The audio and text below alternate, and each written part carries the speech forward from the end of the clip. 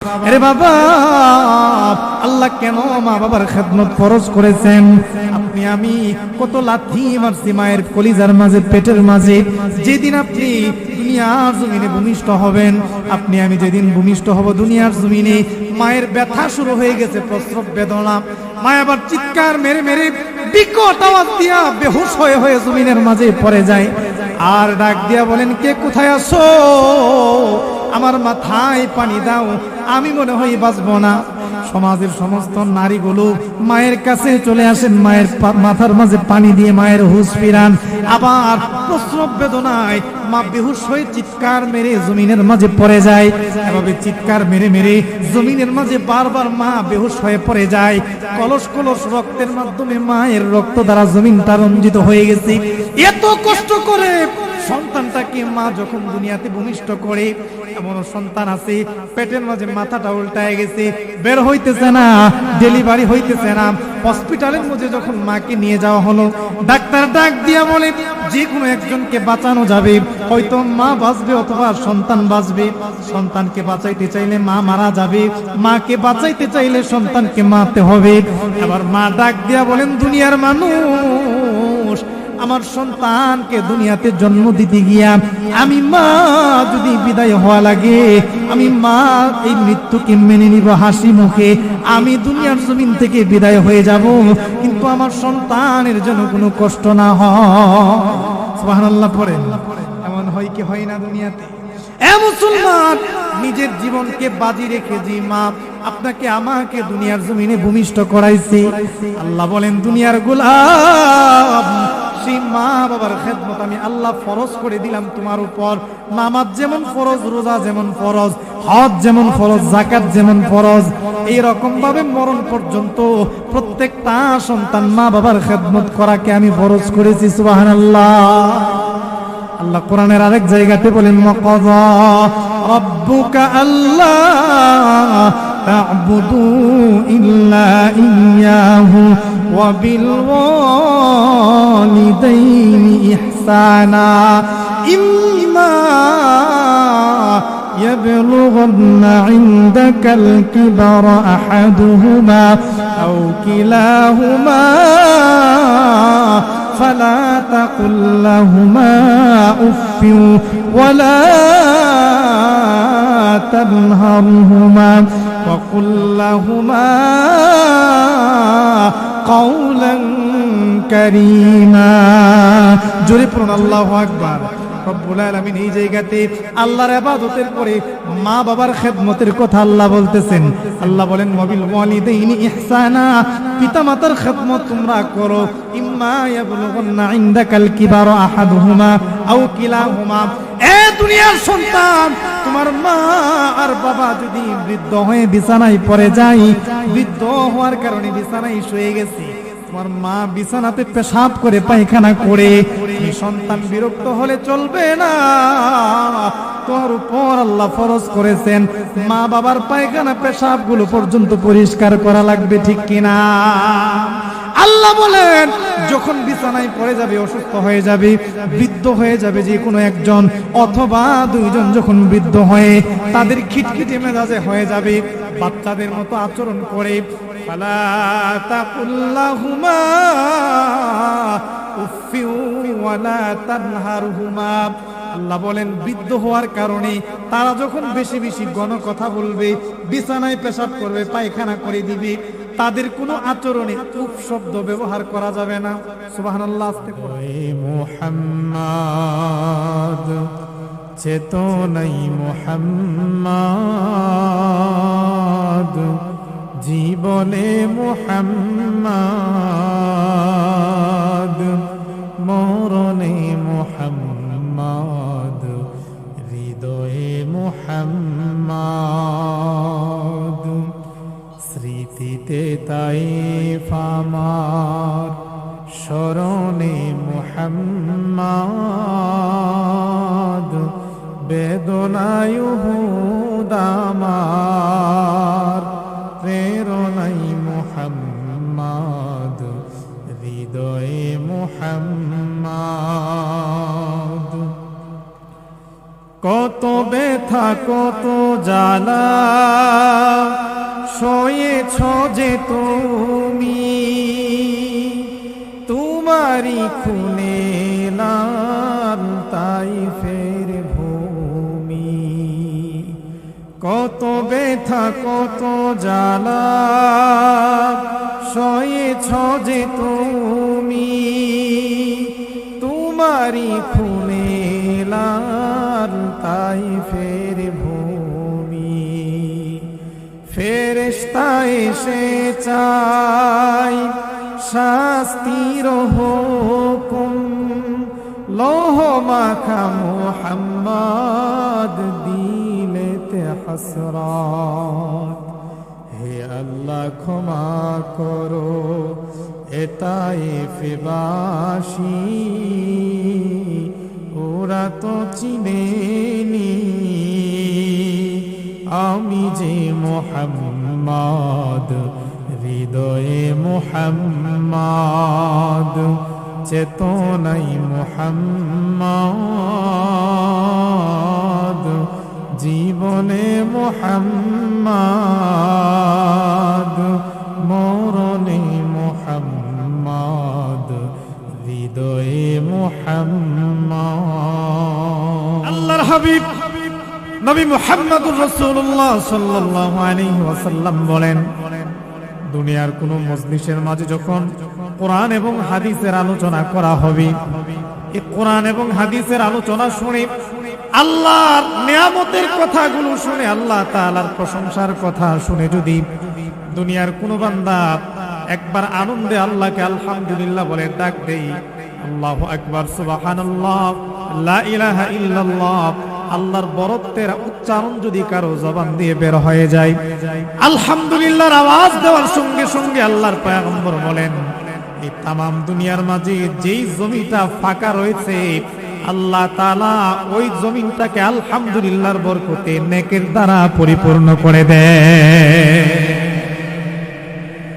নবী করিম সাল্লাল্লাহু আলাইহি ওয়াসাল্লাম বলেন, দুনিয়ার জমিনের মাঝে কোন মানুষ যদি আল্লাহর প্রশংসা করে, সুখে দুঃখে সর্বাবস্থায় আল্লাহর শুকরিয়া আদায় করে প্রশংসা করে, রাসূল করিম সাল্লাল্লাহু আলাইহি ওয়াসাল্লাম বলেন, আউয়ালু মা ইউদআ ইলা ইয়াউমিল কিয়ামাতি আল হামিদুন।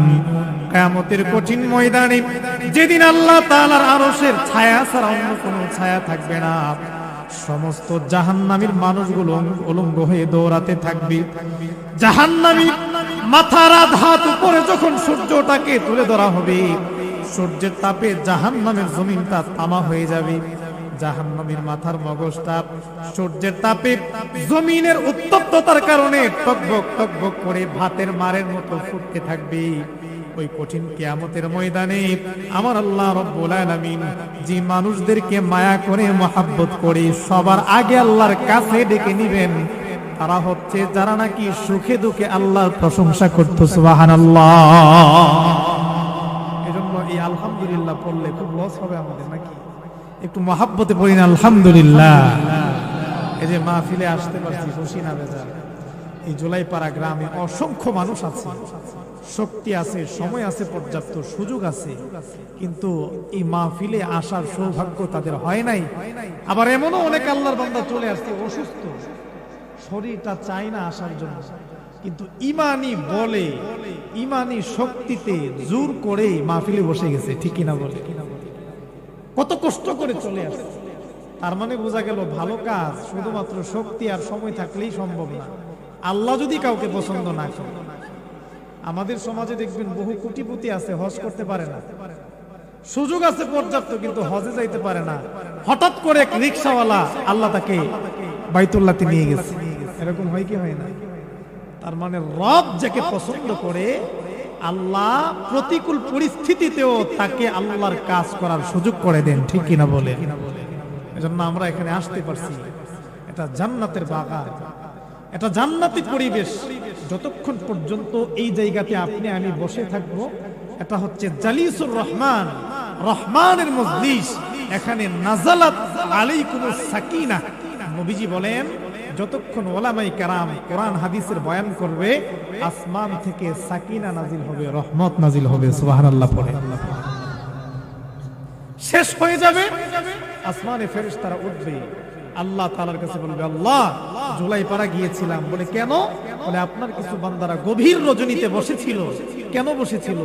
বলে তারা আপনার জান্নাত চায়, জাহান্নাম থেকে মুক্তি চায়, আপনার মহব্বত চায়, রাসূলের আশিকের প্রমাণ দেওয়ার জন্য, আপনার বান্দার প্রমাণ দেওয়ার জন্য মাহফিলে বসেছিল। ঘন্টার ঘন্টা রাত গভীর হয়ে গেছে, সারা দুনিয়ার সমস্ত মানুষগুলো ঘুমিয়ে গেছে, আপনার বান্দা ঘুমায় নাই, সে তাহাজ্জুদের সময় পর্যন্ত মাহফিলে বসা ছিল। আল্লাহ তখন বলবেন, তোমাদেরকে সাক্ষী রেখে আমি আল্লাহ ওয়াদা করলাম, যারা এই মাহফিলে বসছে তাদের জিন্দেগীর গুনাহগুলো আমি আল্লাহ মাফ করে দিলাম। এই জন্য বাবা, এই কোরআন হাদিসের বয়ান সবসময় হবেও না, শোনার সুযোগও সময় থাকলেও হবে না। যেহেতু চলে আসছি, শেষ পর্যন্ত থাকবো তো ইনশাল্লাহ।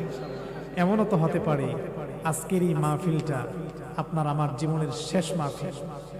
হঠাৎ করে মাইক থেকে এলান হয়ে যেতে পারে যে আব্দুর রহমান, আব্দুর রহিম দুনিয়া থেকে চলে গেছে। আজকে এশার করলাম, ফজরের সময় আমার নামের আগে মরহুম লেগে যেতে পারে। ঠিক কিনা বলে? আওয়াজ করে বলেন ঠিক কিনা? এই জন্য বাবা, যেহেতু চলে আসছি, আল্লাহ যেন আমাদেরকে শেষ পর্যন্ত থাকার তৌফিক দেন। যারা এখনো আসতে পারি নাই, রাস্তাঘাটে আছি, আল্লাহ যেন সকলকে চলে আসার তৌফিক দেন, করি আমিন। মুহতারাম হাজিরিন, আমি আপনাদের সামনে মহা বিশ্বের, সারা বিশ্বের শ্রেষ্ঠ বিষয় ঐশী গ্রন্থ আল কোরআনের 114 খানা সূরা, 31 নম্বর সূরা, প্রসিদ্ধ সূরা সূরাতুল লুকমানের 12 নম্বর এবং 13 নম্বর আয়াত তেলাওয়াত করেছি।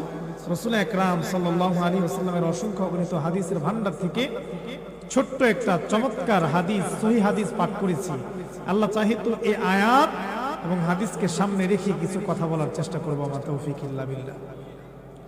এই যে আল্লাহ তাআলা কোরআনুল কারীমে 31 নম্বর সূরাটা নাযিল করলেন, এই সূরাটার নাম হচ্ছে সূরাতু লুকমান। সবাই বলেন কি নাম? সূরা লুকমান। লুকমান একজন ব্যক্তির নাম। এই ব্যক্তিটা কে ছিলেন? উনি কি নবী ছিলেন, না কোনো রাসূল ছিলেন, না রাজা বাদশা ছিলেন? এই ব্যক্তির পরিচয় সম্পর্কে আমরা কিঞ্চিত ধারণা নেব, তারপরে আমরা কোরআন থেকে আলোচনা শুনব ইনশাআল্লাহ। আল্লাহ তাআলা লুকমান আলাইহিস সালামের নামে, একজন ব্যক্তির নামে পুরো একটা পূর্ণাঙ্গ কোরআনের সূরার নামকরণ করলেন, একটা সূরার নাম করেছেন। এবং এই লুকমান আলাইহিস সালাম ওনার সন্তানকে কিছু নসিহত করেছিলেন, উপদেশ দিয়েছিলেন। এই উপদেশগুলো আল্লাহ কোরআনের এই সূরা লুকমানের মাঝে জায়গা দিয়েছে। সুবহানাল্লাহ। কে ছিলেন সেই লুকমান? ইতিহাসের পাতায় লেখা, লুকমান আলাইহিস সালাম ছিলেন হযরত আইয়ুব আলাইহিস সালামের জামানার লোক। তাফসীরের কিতাবে আসছে। তাফসীরের কিতাবে লুকমান আলাইহিস সালামের ব্যাপারে দুইটা মতামত পাওয়া যায়। একটা হচ্ছে হাকিমে লুকমান, উনি কাঠুরিয়া ছিলেন, জঙ্গলে কাঠ কাটতেন, এই কাঠ বিক্রি করে ওনার ফ্যামিলি উনি চালাতেন। আর প্রসিদ্ধ যে তাফসীরগুলো এগুলোতে আসছে, উনি তদানীন্তন সময়ের একজন বাদশার বকরির রাখাল ছিলেন। সুবহানাল্লাহ পড়েন।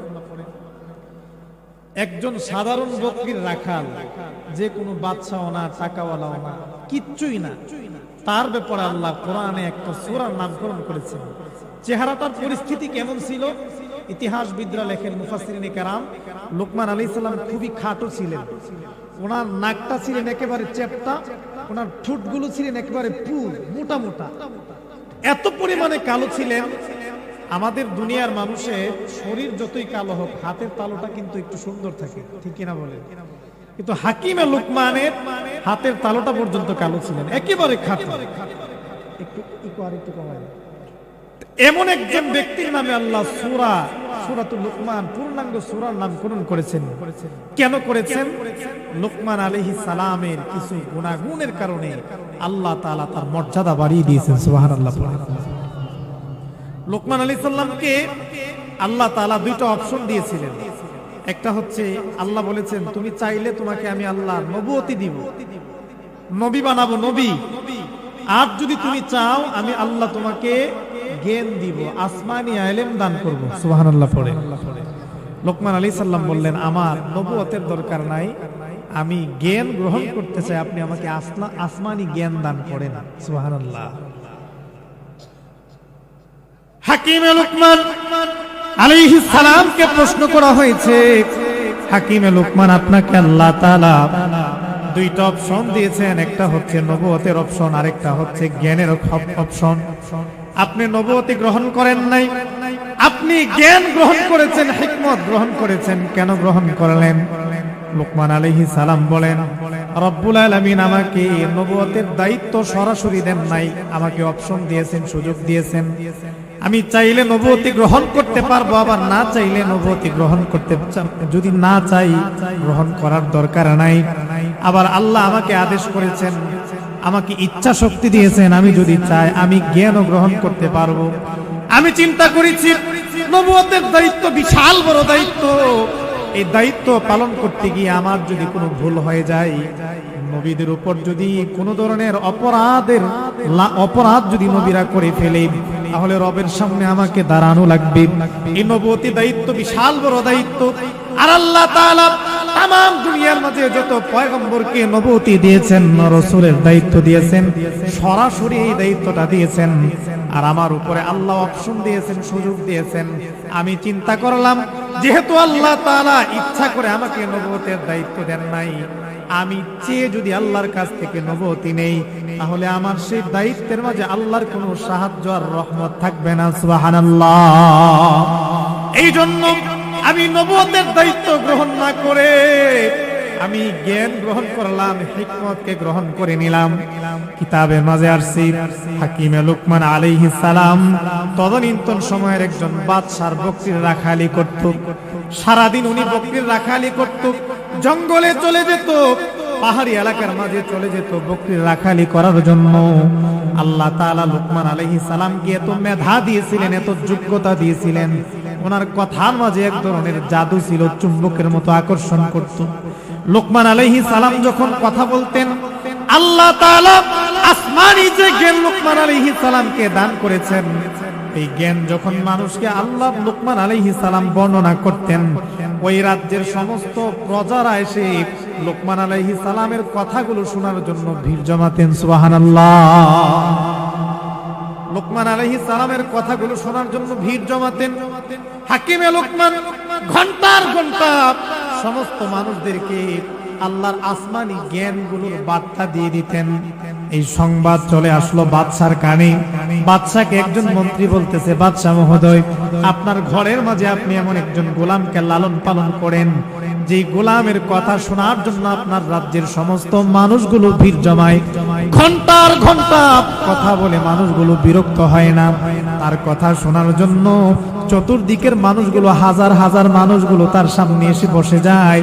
আর আপনি দাওয়াত দিয়ে রাজপ্রাসাদে আনলে 10 মিনিটের বেশি, 15 মিনিট কথা বললে মানুষ উঠে যায়, বিরক্ত হয়ে যায়। এমন হয় কি হয় না সমাজে? দেখবেন উলামায়ে কেরাম যখন ঘন্টার ঘন্টা বয়ান করে, আল্লাহর বান্দারা রাত গভীর হয়ে যায় বয়ান শুনতেও, বয়ান থেকে ওঠে না। হুজুররা যতই বয়ান করে, যাদের ভেতরে কোরআনের ভালোবাসা আছে, মহাব্বত আছে, তারা বলে, হুজুর মনটা ভরে নাই, আর একটু করেন, আরো আধা ঘন্টা করেন, 1 ঘন্টা করেন, ঠিক কিনা বলেন?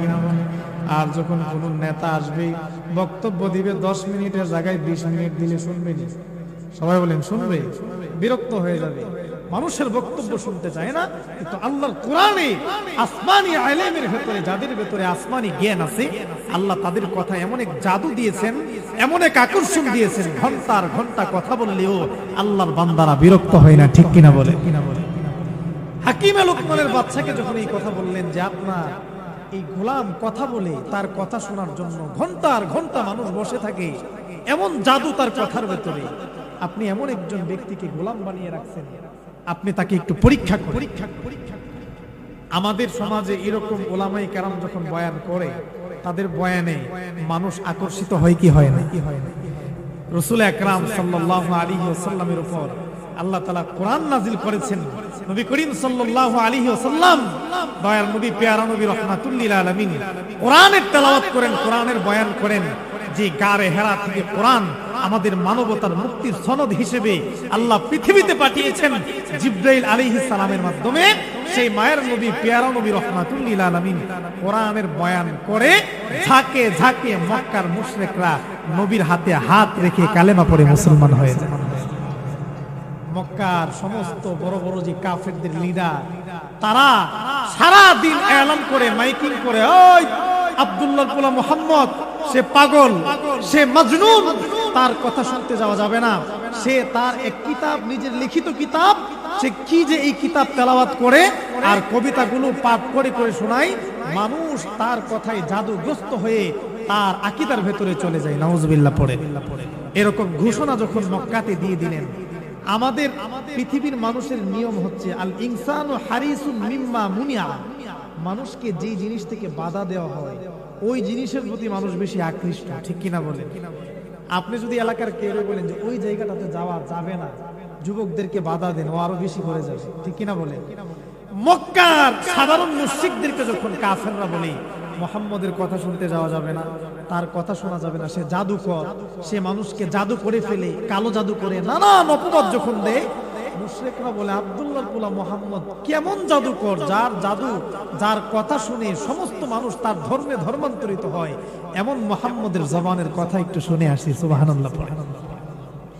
মুসলমান ভাইরা আমার, আল্লাহর হাবিব প্যারা নবী রাহমাতুল লিল আলামিন, নবীজির কথার ভেতরে কেমন জাদু ছিল আর আকর্ষণ ছিল। রব্বুল আলামিনের কোরআনের তেলাওয়াত যখন আল্লাহর পয়গম্বর করে, সারাদিন মুশরিকরা আল্লাহর পয়গম্বরের বিরোধিতা করে, নবীকে গালি দেয়, আব্দুল্লাহর পোলা মুহাম্মদকে গালি দেয়, পাগল বলে বলে আল্লাহর পয়গম্বরকে সারা মক্কা মদিনার মাঝে নবীজির নামে উদ্ভট ভাবে ছড়িয়ে দিয়েছে, মিথ্যা অপবাদ ছড়িয়ে দেওয়া হয়েছে। কিন্তু আমার নবী প্যারা নবী রাহমাতুল লিল আলামিন যখন রাতের গভীরে কোরআনের তেলাওয়াত করা শুরু করে দিতেন, আল্লাহর হাবিব প্যারা নবী রাহমাতুল লিল আলামিন কোরআনের তেলাওয়াত করেন, মুশরিকদের সামনে আল্লাহর কোরআনের তরজমাগুলো করে করে কোরআনের আয়াতগুলো পড়ে পড়ে শুনিয়ে দেন। ঝাঁকে ঝাঁকে সমস্ত মুশরিকরা কালেমা পড়ে মুসলমান হয়ে যায়। মক্কার মুশরিকরা বলে কেমন পাগল মুহাম্মদ, মুহাম্মদের কথা তো আমাদের শোনা লাগবে। রাসূল আকরাম সাল্লাল্লাহু আলাইহি ওয়াসাল্লামের কথা শোনার জন্য ওই মুহাম্মদুর রাসূলুল্লাহর সামনে সমস্ত মানুষগুলো গিয়ে বসে যায়। আল্লাহর নবী ঘন্টার ঘন্টা বয়ান করে, আল্লাহর কথাগুলো বলে, কোরআনের কথাগুলো বলে, সমস্ত মুশরিকরা ডাক দিয়া বলে, আরে আবু জাহেল, আবু লাহাব, উতবা, সাইবা, তোমরা বলো মুহাম্মদ পাগল পাগল, মুহাম্মদের কথার মাঝে নাকি জাদু আছে, কিন্তু আমরা তো দেখি মুহাম্মদের কথা এত সুন্দর, এত চমৎকার। মুহাম্মদ যেই কথাগুলো বলে আজ পর্যন্ত দুনিয়ার কোনো মানুষ মুহাম্মদের মতো এত চমৎকার কথা বলে না। মুহাম্মদ যে কিতাব তেলাওয়াত করে, আল্লাহর কসম, এটা দুনিয়ার কোনো মানুষের লিখিত কিতাব হতে পারে না। অবশ্যই আসমানের রব এই কিতাব নাজিল করেছেন। যদি মুহাম্মদের কথা মানার কারণে আমরাও পাগল হয়ে যাই, পাগলের কাতারে আমাদেরকেও যদি ফালানো হয়, আমরা ঝাঁকে ঝাঁকে তার হাতে হাত রেখে কালেমা পড়ে মুসলমান হয়ে তার দলবদ্ধ হয়ে যাব। রাসূল আকরাম সাল্লাল্লাহু আলাইহি ওয়াসাল্লামকে মুশরিকরা বলে পাগল, আর নবীজির কথা শুনে সমস্ত মুশরিকরা ঝাঁকে ঝাঁকে মুসলমান হয়ে যায়। আমার নবী প্যারা নবী রাহমাতুল লিল আলামিনের কোরআন তেলাওয়াতের কথার ভেতরে কেমন জাদু ছিলেন। আরে মুসলমান, আল্লাহর নবী যখন রাতের গভীরে কোরআনের তেলাওয়াত করতেন, নবীজির তেলাওয়াতের সুরে সমস্ত মুশরিকরা, মক্কার সমস্ত কাফেরেরা নবীজির চতুর্দিকে লুকিয়ে লুকিয়ে কোরআনের তেলাওয়াত শুনতে আসতেন। আবু জাহেল, আবু লাহাব, উতবা, সাইবা, মক্কার সমস্ত বড় বড় লিডাররা যখন দেখলেন আল্লাহর নবীর কোরআন তেলাওয়াত শোনার জন্য সমস্ত কাফেররা বীর জমায়, হাজার হাজার মুশরিকরা মুসলমান হয়ে যায়। দিনের বেলা সমস্ত কাফেরদেরকে আবু জাহেল, আবু লাহাব, উতবা, সাইবা এক জায়গাতে জমায়েত করলেন। জমায়েত করে ঘোষণা করলেন, আজকে রাতের বেলা মুহাম্মদের কোরআন যে শুনতে যাইবা, কঠিন শাস্তি দেওয়া হবে, নির্যাতন করা হবে। সাবধান, মুহাম্মদের কোরআন তেলাওয়াত শুনতে যাওয়া যাবে না।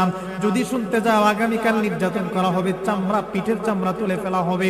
আবু জাহেল যখন এই ধরনের স্টেটমেন্ট দিয়ে দিলেন, এমন ধরনের হুমকি দিয়ে দিলেন, মক্কার সমস্ত মানুষেরা ভয়ে আতঙ্কে নবীজির কোরআন তেলাওয়াত শুনতে যায় না। আবু জাহেল এবার চিন্তা করে, আজকে আমি দিনের বেলা যে বড় বড় লেকচার দিছি, আজকে মুহাম্মদের কোরআন কেউ শুনতে যাবে না। আমি আবু জাহেল একা একা আরামে মুহাম্মদের জবানের মধুর কোরআন শুনবো। রাত যখন গভীর হয়ে গেলেন, আল্লাহর নবী প্যারা নবী রাহমাতুল লিল আলামিন বাইতুল্লাহতে চলে গেলেন। আরে মুসলমান, আমার নবী প্যারা নবী কোরআনের তেলাওয়াত করা শুরু করলেন। রাত যত গভীর হয় নবীজির তেলাওয়াতের সুর তত মধুর হয়, মজা লাগে। আবু জাহেল ঘন্টার ঘন্টা আমার নবীর কোরআন তেলাওয়াত শুনে নবীজি যখন কোরআন তেলাওয়াত শেষ করে ফেললেন, গভীর রজনীতে চাদরটা মুড়ি দিয়া আবু জাহেল বাড়ির দিকে রওনা হয়ে যায়। বাড়ির দিকে রওনা হওয়ার পরে হঠাৎ করে অন্ধকার রজনীতে আরেকজনের সঙ্গে সাক্ষাৎ। ডাক দিয়া বলেন, কে তুমি? বলে, আমি তো আবুল আহাব। বলে, তুমি এখানে কেন আসছো? আবুল আহাব বলেন, আমারটা পরে, আগে বলো তুমি কেন? সুবহানাল্লাহ পড়েন। দুইজন এবার হাঁটতেছেন বলে, সাবধান, দুইজন চলে আসছে, আমাদেরকে যেন কেউ না দেখে। যদি দেখে ইজ্জত থাকবে না। দিনের বেলা মুহাম্মদের বিরুদ্ধে এত বড় বড় লেকচার আমরা দেই, রাতের বেলা লুকিয়ে লুকিয়ে মুহাম্মদের জবানের কোরআন শুনতে আসি। যদি আমাদের এই কথা, এই কাজ মক্কার কাফেররা জেনে ফেলে, আমাদেরকে লিডার হিসেবে মানবে না, তারা আমাদের আগে মুহাম্মদের ধর্ম মেনে ফেলবে। হাঁটতেছে হঠাৎ করে রাতের গভীরে আরেকজনের সঙ্গে সাক্ষাৎ হয়ে গেলেন। আল্লাহর হাবিব প্যারা নবীর কোরআন তেলাওয়াত শুনে রাতের বেলা যখন বাড়ির দিকে রওনা হয়ে গেলেন, আবু জাহেল আবুল আহাব হঠাৎ করে আরো দুইজন মানুষের সঙ্গে তাদের সাক্ষাৎ। ডাক দিয়ে বলেন, কে তোমরা? কেন এখানে আসছো? তারা বলেন, আমরা উতবা এবং সাইবা। তোমরা কারা? আবু জাহেল বলে, আমি আবু জাহেল। আবুল আহাব বলেন, আমি আবুল আহাব। বলে, কেন আসছো? বলে, মুহাম্মদের কোরআন তেলাওয়াত শুনতে আসছি। সুবহানাল্লাহ পড়েন। এবার আবুল আহাব উতবা সাইবা আবু জাহেলকে ডাক দিয়ে বলেন, আবু জাহেল, সারাটা দিন মুহাম্মদের বিরোধিতা করো, মুহাম্মদের ধর্মের বিরোধিতা করো, কোরআনের বিরোধিতা করো, মক্কার সমস্ত মানুষকে তার কাছে আসতে বারণ করো, রাতের বেলা যেন মুহাম্মদের কোরআন তেলাওয়াত না শুনি। আজকের রাতের বেলা গভীরে তুমি মুহাম্মদের কোরআন কেন শুনতে আসলাম? আবু জাহেল এবার ডাক দিয়ে বলেন, আবুল আহাব, এর উতবা, এর সাইবা, ভালো করে শুনো। সারাটা দিন আমি আমার ভাতিজা মুহাম্মদের বিরোধিতা করি, কিন্তু রাতের গভীরে যখন আমার মুহাম্মদ, আমার ভাতিজা মুহাম্মদ সাল্লাল্লাহু আলাইহি ওয়াসাল্লাম কোরআনের তেলাওয়াত করে, আমি আবু জাহেল আর নিজেকে রাখতে পারি না, আমার আর সহ্য হয় না, ঘরের ভেতরে আমি থাকতে পারি না। এমন যে কোরআন তেলাওয়াতে একটা জাদু আছে, মুহাম্মদের জবানে এমন এক জাদু, মুহাম্মদের কোরআন তেলাওয়াত শুনে আমি পাগল হয়ে যাই। আমি আর আবু জাহেল নিজেকে সামলায় রাখতে পারি না, দৌড়াইয়া মুহাম্মদের কোরআন শুনতে চলে আসি। চিল্লায় পড়েন না সুবহানাল্লাহ, আর একটু আওয়াজ করে পড়েন না সুবহানাল্লাহ। আবু জাহেলকে এই সমস্ত কাফেররা যখন বলে সারাটা দিন বিরোধিতা করেন আর রাতে আসেন কোন মুহাম্মদের লুকিয়ে লুকিয়ে কোরআন শুনতে, বলে, আরে যদিও বিরোধিতা করি তো বাস্তবে মুহাম্মদের জবানে জাদু আছে, আকর্ষণ আছে, তার কোরআন তেলাওয়াতে এক ধরনের আকর্ষণ আছে, আমি শুনে সহ্য করতে পারি না। এই জন্য আমি তার কোরআন তেলাওয়াতের সুধা আর স্বাদ নেওয়ার জন্য রাতে লুকিয়ে লুকিয়ে তার সামনে চলে আসি। সুবহানাল্লাহ। আবু জাহেল, আবুল আহাব, উতবা সাহেবা বলতেছে, আবু জাহেল, একটা সত্য কথা কি বলবা? বলে, কি? বলে, বাস্তবে কি তুমি বিশ্বাস করো মুহাম্মদ যে সত্য নবী? বলে, মুহাম্মদ যেদিন দুনিয়ার জমিনে আগমন করেছে, সে আগমন করার দিনে যে যে অলৌকিক ঘটনা দুনিয়াতে ঘটেছে, ওই দিনই আমি আবু জাহেলের বিশ্বাস হয়েছিল এই মুহাম্মদুর রাসূলুল্লাহ সাল্লাল্লাহু আলাইহি ওয়াসাল্লাম উনি সাধারণ কোনো ব্যক্তি না, উনি দুনিয়ার মহামানব হবে। সুবহানাল্লাহ পড়ে। বলে, মানেন না কেন? বলে, মানলে তো আমার ক্ষমতা শেষ হয়ে যায়। নাউজুবিল্লাহ পড়ে। এই যে রাসূল আকরাম সাল্লাল্লাহু আলাইহি ওয়াসাল্লামের জবানের ভেতরে, কথার ভেতরে কোরআনের তেলাওয়াতের মাঝে এক ধরনের জাদু ছিল কিনা? কাফেরদেরকে বলে পাগল, কাফেররা বলে পাগলের কথা শুনতে যায়, নবীজির কথা শুনতে এসে দয়ার নবীর হাতে হাত রেখে কালেমা পড়ে মুসলমান হয়ে। সুবহানাল্লাহ। হাকিমে লুকমান উনি কথা বলে, ওনার কথায় মানুষ প্রভাবিত হয়ে ওনার ভক্ত হয়ে যাচ্ছেন। সমস্ত মানুষগুলো ওনার ভক্ত হয়ে যাওয়ার পরে হাকিমে লুকমানের মালিক বলতেছেন, এত একজন মেধাবী মানুষ, তার কথা শোনার জন্য আমার রাজ্যের সমস্ত মানুষ তার কাছে আসে, এমন একজন ব্যক্তিকে তো আমি আর আমার ঘরে বন্দি রাখতে পারি না, তবে তাকে আজাদ করার আগে আমি একটু পরীক্ষা করব। কি পরীক্ষা? লুকমান আলাইহিস সালাম যখন রাতে সারা দিন বকরি চড়িয়ে যখন নাকি বাড়িতে আসলেন সন্ধ্যাবেলা, তখন লুকমান আলাইহিস সালামের মালিক বলতেছেন, লুকমান, আজকে তুমি আমার জন্য এই হাজার হাজার বকরির মাঝ থেকে একটা বকরি জবাই করবা, আর বকরির সবচাইতে দামি যে অংশটা, মজাদার যে অংশটা, এটা আমার সামনে রান্না করে উপস্থাপন করবা। লোকমান আলাইহিস সালাম চলে গেলেন বকরি জবাই করতে। বকরি জবাই করে বকরির সবচেয়ে দামি আর মজাদার যে অংশ কলিজা এবং দিল, এই কলিজা এই দিলটাকে রান্না করে বাদশার সামনে হাজির করলেন। বাদশা এবার মুচকি হাসতেছেন। পরের দিন আবার লোকমান আলাইহিস সালামকে ডাকলেন আর বললেন, লোকমান, আজকে তুমি বকরির সবচাইতে নিকৃষ্ট যে অংশটা, নাপাক যে জিনিসটা, এই জিনিসটা আমি বাদশার সামনে রান্না করলাম। লোকমান আলাইহিস সালাম ওই দিনও কলিজা এবং দিল দুইটা জিনিসকে তার সামনে এনে উপস্থিত করলেন। সুবহানাল্লাহ, সুবহানাল্লাহ। মুসলমান ভাইরা আমার, একটু খেয়াল করবেন, দিলের কান দিয়ে একটু খেয়াল করবেন। হাকিমে লোকমানকে প্রথম দিন বলা হলো, বকরির সবচাইতে দামি অংশটা আমার সামনে আনো। হাকিমে লোকমান বকরির কলিজা এবং দিলটা বাদশার সামনে উপস্থাপন করলেন। পরের দিন যখন আবার বললেন, আমার সামনে সবচেয়ে নাপাক এবং নিকৃষ্ট অংশটাকে রান্না করে আনো। এবার হাকিমে লোকমান কলিজা এবং দিলটাকে বাদশার সামনে যখন উপস্থিত করে দিলেন, বাদশা আবার বলতেছেন, হাকিমে লোকমান, আমি শুনেছিলাম তুমি নাকি সবচেয়ে বড় জ্ঞানী, তোমার কথা শোনার জন্য আমার রাজ্যের সমস্ত মানুষগুলো তোমার কাছে গিয়ে ভিড় জমায়, কিন্তু আজকে প্রমাণ হয়ে গেছে আল্লাহর জন্য আসমানের নিচে জমিনের উপর তোমার চাইতে নির্বোধ আর বোকা আর কেউ নাই। আবার হাকিমে লোকমান বলেন, বাদশাহ, কেন আপনি আমাকে নির্বোধ বলতেছেন? আবার হাকিমে লোকমানের মালিক বলেন, লোকমান, প্রথম দিন বললাম দামি জিনিসটা আমার সামনে আনার জন্য, কলিজা এবং দিলটা আমার সামনে উপস্থাপন করলাম। পরের দিন বললাম আমার সামনে নাপাক জিনিস আর নিকৃষ্ট জিনিস আনার জন্য। একই জিনিস কলিজা এবং দিল আমার সামনে উপস্থাপন করলাম। একটা বস্তুর দেহের একটা জিনিস কেমনি দামি হয় আবার কেমনে নাপাক হয়ে যায়। আবার লোকমান আলাইহিস সালাম ডাক দিয়ে বলেন, বাদশা মহোদয়, আপনার কাছে আমি পাগল হতে পারি, আপনার কাছে আমি মূর্খ হতে পারি, নির্বোধ হতে পারি, কিন্তু আমার আল্লাহ রাব্বুল আলামিন আমাকে যে জ্ঞান দিয়েছেন, যে প্রজ্ঞা দিয়েছেন, যে আসমানি জ্ঞান আমার মাথার মাঝে দিয়েছেন, আমি সেই জ্ঞানের মাধ্যমে জেনেছি আল্লাহ রাব্বুল আলামিন তামাম দুনিয়াতে যত মাখলুকাত পাঠিয়েছেন, যত মানুষ পাঠিয়েছেন, মানুষগুলো দুই শ্রেণীতে বিভক্ত। এক শ্রেণীর মানুষের দাম আমার রব্বুল আলামিনের কাছে ফেরেশতাদের চাইতে বেশি, সুবহানাল্লাহ পড়েন। আরেক শ্রেণীর মানুষের দাম আল্লাহর কাছে কুকুর বিড়ালের চাইতে আরো নিকৃষ্ট। দুনিয়ার জমিনে রব্বুল আলামিনের কাছে মানুষের দাম বেড়ে যায়। যার দিল যত ভালো তার দাম আল্লাহর কাছে তত বেশি বেড়ে যায়। দিলের কারণে রব্বুল আলামিনের কাছে মানুষের দাম বাড়ে। আবার দিলটা যদি নাপাক হয়, গুনাহ করে দিলকে নষ্ট করে দিয়েছে, গুনাহ করে অন্তরটাকে কলুষিত করেছে, নাফরমানি করে জিন্দেগি বরবাদ বানিয়ে দিয়েছে, ওই মানুষের দাম আল্লাহর কাছে কমে যায়। কাজে যেহেতু দিলের কারণে আল্লাহর কাছে মানুষের দাম বেড়ে যায়, আবার দিলের কারণে আল্লাহর কাছে মানুষের দাম কমে যায়। যে মানুষের দিল যত ভালো, তার চেহারাটা যদিও কালো হয়, আল্লাহর কাছে তার দাম ফেরেশতাদের চাইতে বেশি।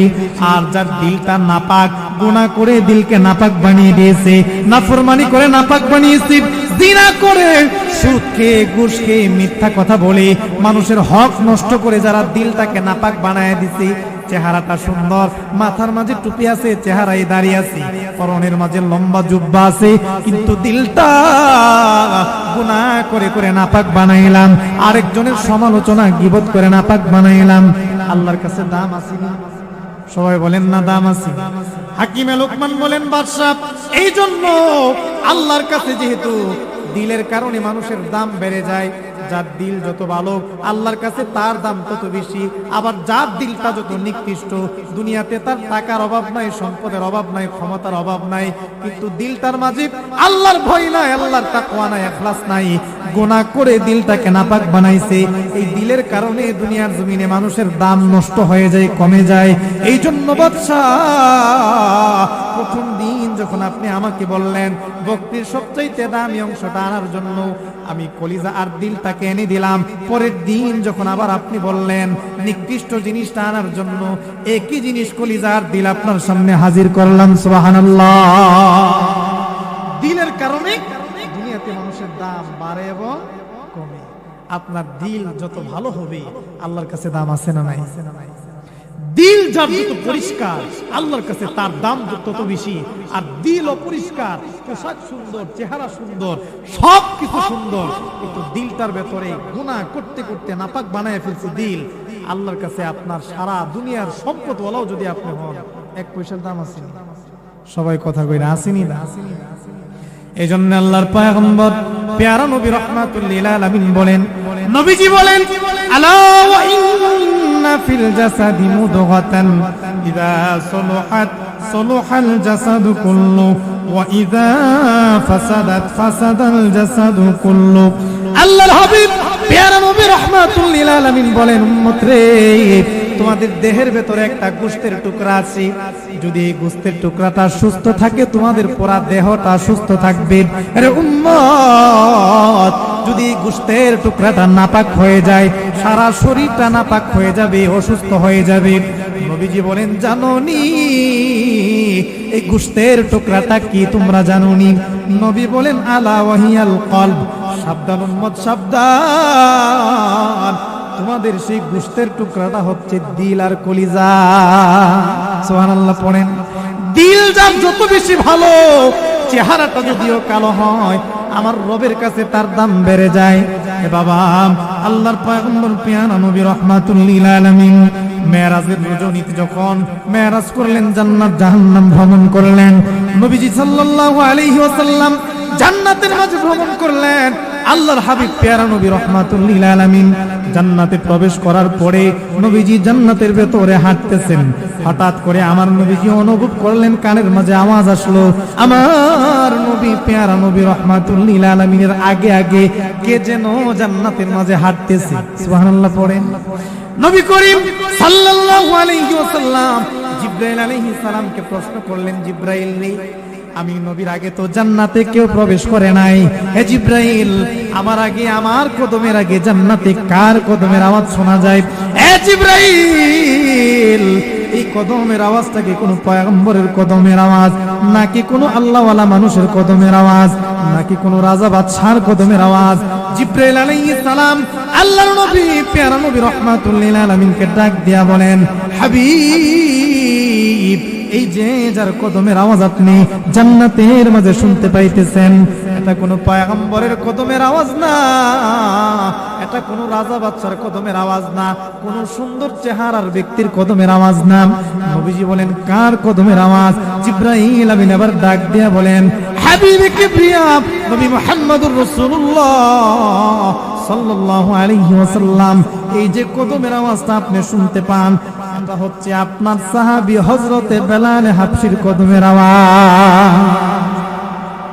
নবী করিম সাল্লাল্লাহু আলাইহি ওয়াসাল্লাম জান্নাতের মাঝে হযরতে বেলালের পায়ের কদমের আওয়াজ শুনলেন। আল্লাহ তার দাম কেমন বাড়াইছেন, চেহারাটা খুব সুন্দর ছিল নাকি? এ মুসলমান, এমন কালোর কালো, একবারে হাতের তালু পর্যন্ত তার কালো ছিল। গোলামের করে গোলাম, বাবাও গোলাম, হযরতে বেলাল গোলাম। চেহারাটা কালো, নাকটা ছিল চ্যাপ্টা, ঠোঁটগুলো উপর পড়ছিল মোটা মোটা, চেহারার কোনো সৌন্দর্যতা নাই, বংশের কোনো মর্যাদা নাই, কোনো বাহাদুরি নাই। আমার আল্লাহ তাআলা হযরতে বেলাল রাদিয়াল্লাহু তাআলা আনহুর দাম কেন বাড়াইছেন রে বাবা? যদিও চেহারাটা কালো, দিলটা ছিল ভালো, ঠিক কিনা বলেন? কেমন দিল ছিল হযরতে বেলালের? দিলের ভেতরে ছিল আল্লাহর ভয়, আল্লাহর তাকওয়া, আল্লাহর ইখলাস দ্বারা হযরতে বেলালের দিলটা ভরপুর ছিল। হযরতে বেলাল হাবশী রাদিয়াল্লাহু তাআলা আনহু যখন কালেমা গ্রহণ করলেন, বেলালের মালিক উমাইয়া হযরতে বেলালকে উত্তপ্ত রোদের মাঝে শুইয়ে দিয়েছেন। উত্তপ্ত রোদের মাঝে হযরতে বেলাল হাবশীকে শোয়ানোর পরে দুইটা হাতের মাঝে পেরেক মেরে দিলেন, পায়ের মাঝে পেরেক মেরে দিলেন। হযরতে বেলাল হাবশী জোরে জোরে বিকট আওয়াজে বলে, আহাদ আহাদ। সুবহানাল্লাহ পড়েন। হযরতে আবু বকর সিদ্দিক রাদিয়াল্লাহু তাআলা আনহু পাশ দিয়ে হেঁটে হেঁটে যায়। বেলাল আল্লাহকে যখন আহাদ আহাদ বলে বলে চিৎকার মেরে মেরে ডাকে, আবু বকর রাদিয়াল্লাহু আনহু ডাক দিয়া বলেন, আরে বেলাল, কেন এত জোরে জোরে বিকট আওয়াজে আল্লাহকে ডাকো? আল্লাহকে তো গোপনেও ডাকা যায়, আস্তে আস্তেও তো আল্লাহকে ডাকা যায়। যদি আস্তে আস্তে আল্লাহর নাম নাও, তোমার মনিব তোমাকে কষ্ট কম দিবে। আরে বেলাল, এত চিৎকার মেরে মেরে আল্লাহকে ডাকার কোনো প্রয়োজন নাই। আমার হাতে পেরেক মারছে, পায়ের মাঝে পেরেক মেরে দিয়েছে। রে বেলাল, আস্তে আস্তে রবের নামটা উচ্চারণ করো। বেলাল এবার আবু বকর সিদ্দিককে ডাক দিয়ে বলেন, আবু বকর, তুমি তো জানো না আমার রবের নাম কত মজা। আমি যত বেশি জোরে জোরে আমার আল্লাহ রব্বুল আলামিনের নাম উচ্চারণ করি, আমার দিলের মাঝে তত মজা বাড়ে। সুবহানাল্লাহ। একটু আওয়াজ করে পড়েন না সুবহানাল্লাহ। এজন্য আল্লাহর নাম নিলে মজা আছে না নাই? আওয়াজ করে চিল্লায় বলেন না, মজা আছে না নাই? তুমি আমার মালিক মাওলা, তুমি আমার রব, তুমি আমার মালিক মাওলা, তুমি আমার রব। তোমার হাতে জীবন মরণ, তোমার হাতে সব, তোমার হাতে জীবন মরণ, তোমার হাতে সব। খারাপ লাগেনি? মুখে মুখে বলতে পারবেননি সবাই? তুমি আমার মালিক মাওলা, তুমি আমার রব, তোমার হাতে জীবন মরণ, তোমার হাতে সব, তোমার হাতে জীবন মরণ, তোমার হাতে সব। আমাদের জীবন মরণ কার হাতে? আওয়াজ করে বলতে হবে, কার হাতে? এ মুসলমান ইমানদার, আল্লাহর নামের মাঝে কেমন মজা। হযরতে বেলাল হাবশী বলেন, আবু বকর, তুমি আমাকে বলেছো আমি আস্তে আস্তে রবের নাম নেওয়ার জন্য, তুমি তো জানো না আমি বেলাল যত বেশি জোরে জোরে আমার আল্লাহ রব্বুল আলামিনের নাম উচ্চারণ করি, তত আমার ঈমান জাগ্রত হয়। সুবহানাল্লাহ পড়েন। এই বেলাল কালেমা ছাড়েন না, এত নির্যাতিত হয়েছেন, নির্যাতনের কারণে জিহ্বাটা পর্যন্ত পড়ে গিয়েছিল। হযরতে বেলাল যখন আমার আল্লাহকে জোরে জোরে ডাকতেন, বেলালের মালিক উমাইয়া কয়লা দিয়ে জিহ্বাটাকে পড়ে দিয়েছিল। নাউজুবিল্লাহ পড়েন। তারপরে হযরতে বেলাল কালেমা ছাড়েন না একটা মুহূর্তের জন্য, ঈমান ছাড়েন নাই, দিলটার ভেতরে আল্লাহর তাকওয়া এবং ভয় লালন করেছেন।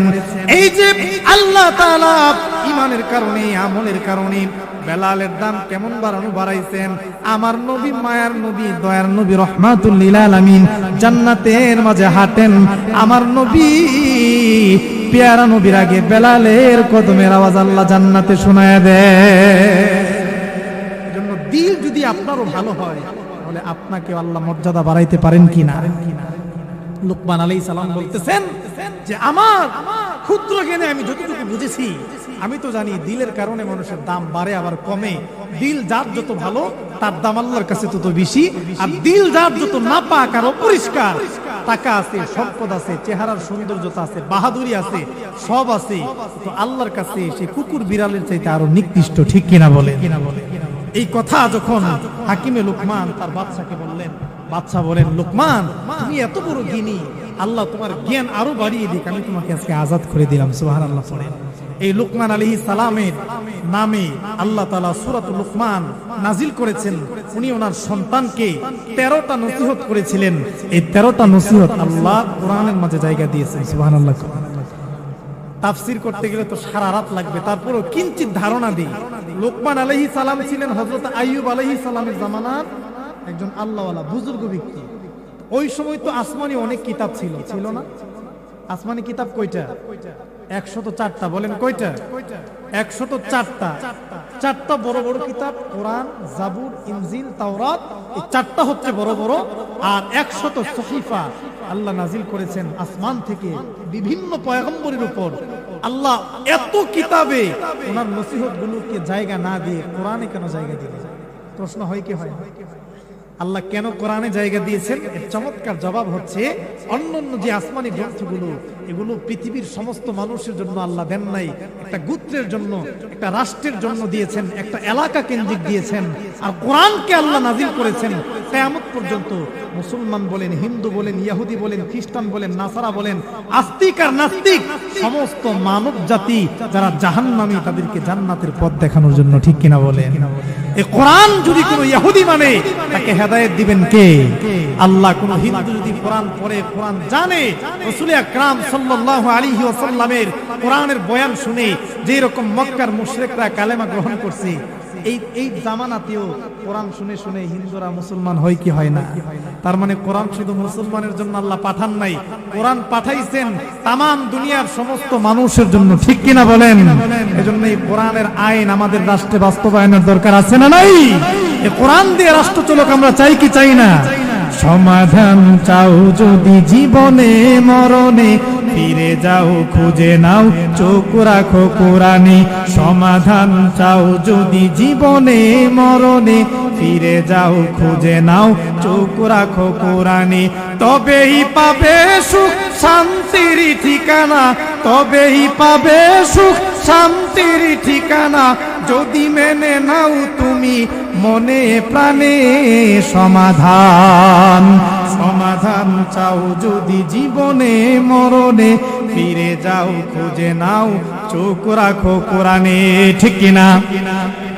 এত চির অম্লান চির মুক্তির ডাক, এ যে মহাবাণী খুদারি কালামে পাক। এত চির অম্লান চির মুক্তির ডাক, এ যে মহাবাণী খুদারি কালামে পাক। এই দুনিয়া আর সেই দুনিয়া, এই দুনিয়া আর সেই দুনিয়া, মুক্তি পাবে তুমি দু জাহানে সমাধান।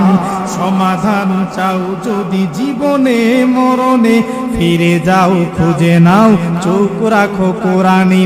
এ বাণী সকলের নয় শুধু মুমিনের, যারাই চলবে মেনে ফল পাবে কোরআনের, ঠিক কিনা?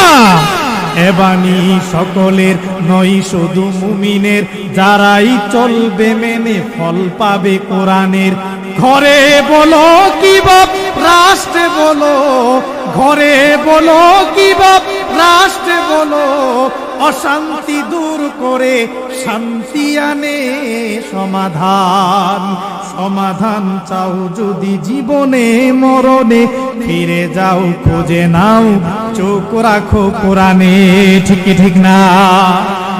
কোরআন আমাদের শুধু ব্যক্তি জীবনে পালন করলাম হবে না, রাষ্ট্রীয় জীবনে সামাজিক জীবনে প্রত্যেকটা সেক্টরে কোরআনের আইনের দরকার আছে না নাই? কোরআন দিয়ে আমাদের সারা পৃথিবী চলবে, জমিন আল্লাহর, আল্লাহর জমিনে আল্লাহর শাসন চলবে, কোরআনের শাসন চলবে। কারা কারা চান আল্লাহকে হাত তুলে দেখান। নারে তাকবীর, নারে তাকবীর।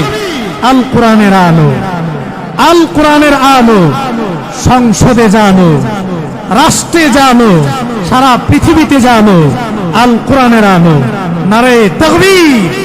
এই কোরআন আল্লাহ আমাদেরকে নাজিল আমাদের উপর দিয়েছেন শুধু মুসলমানের জন্য না, পৃথিবীর দিক। কোরআন যদি মানে তাকে আল্লাহ তাআলা জাহান্নাম থেকে জান্নাতি বানিয়ে দিবে, ঠিক কিনা বলেন? এজন্য আল্লাহ এই কোরআনের ভিতরে হযরতে হাকিমে লুকমানের কথাগুলো তুলে ধরেছেন, যেহেতু কোরআন সবার জন্য হেদায়েত দেখাবে, এই জন্য আল্লাহ কোরআনে জায়গা দিয়েছেন। সুবহানাল্লাহ। মুসলমান ভাইরা আমার, আল্লাহ রাব্বুল আলামিন লুকমান আলাইহিস সালামের কথা বলছেন।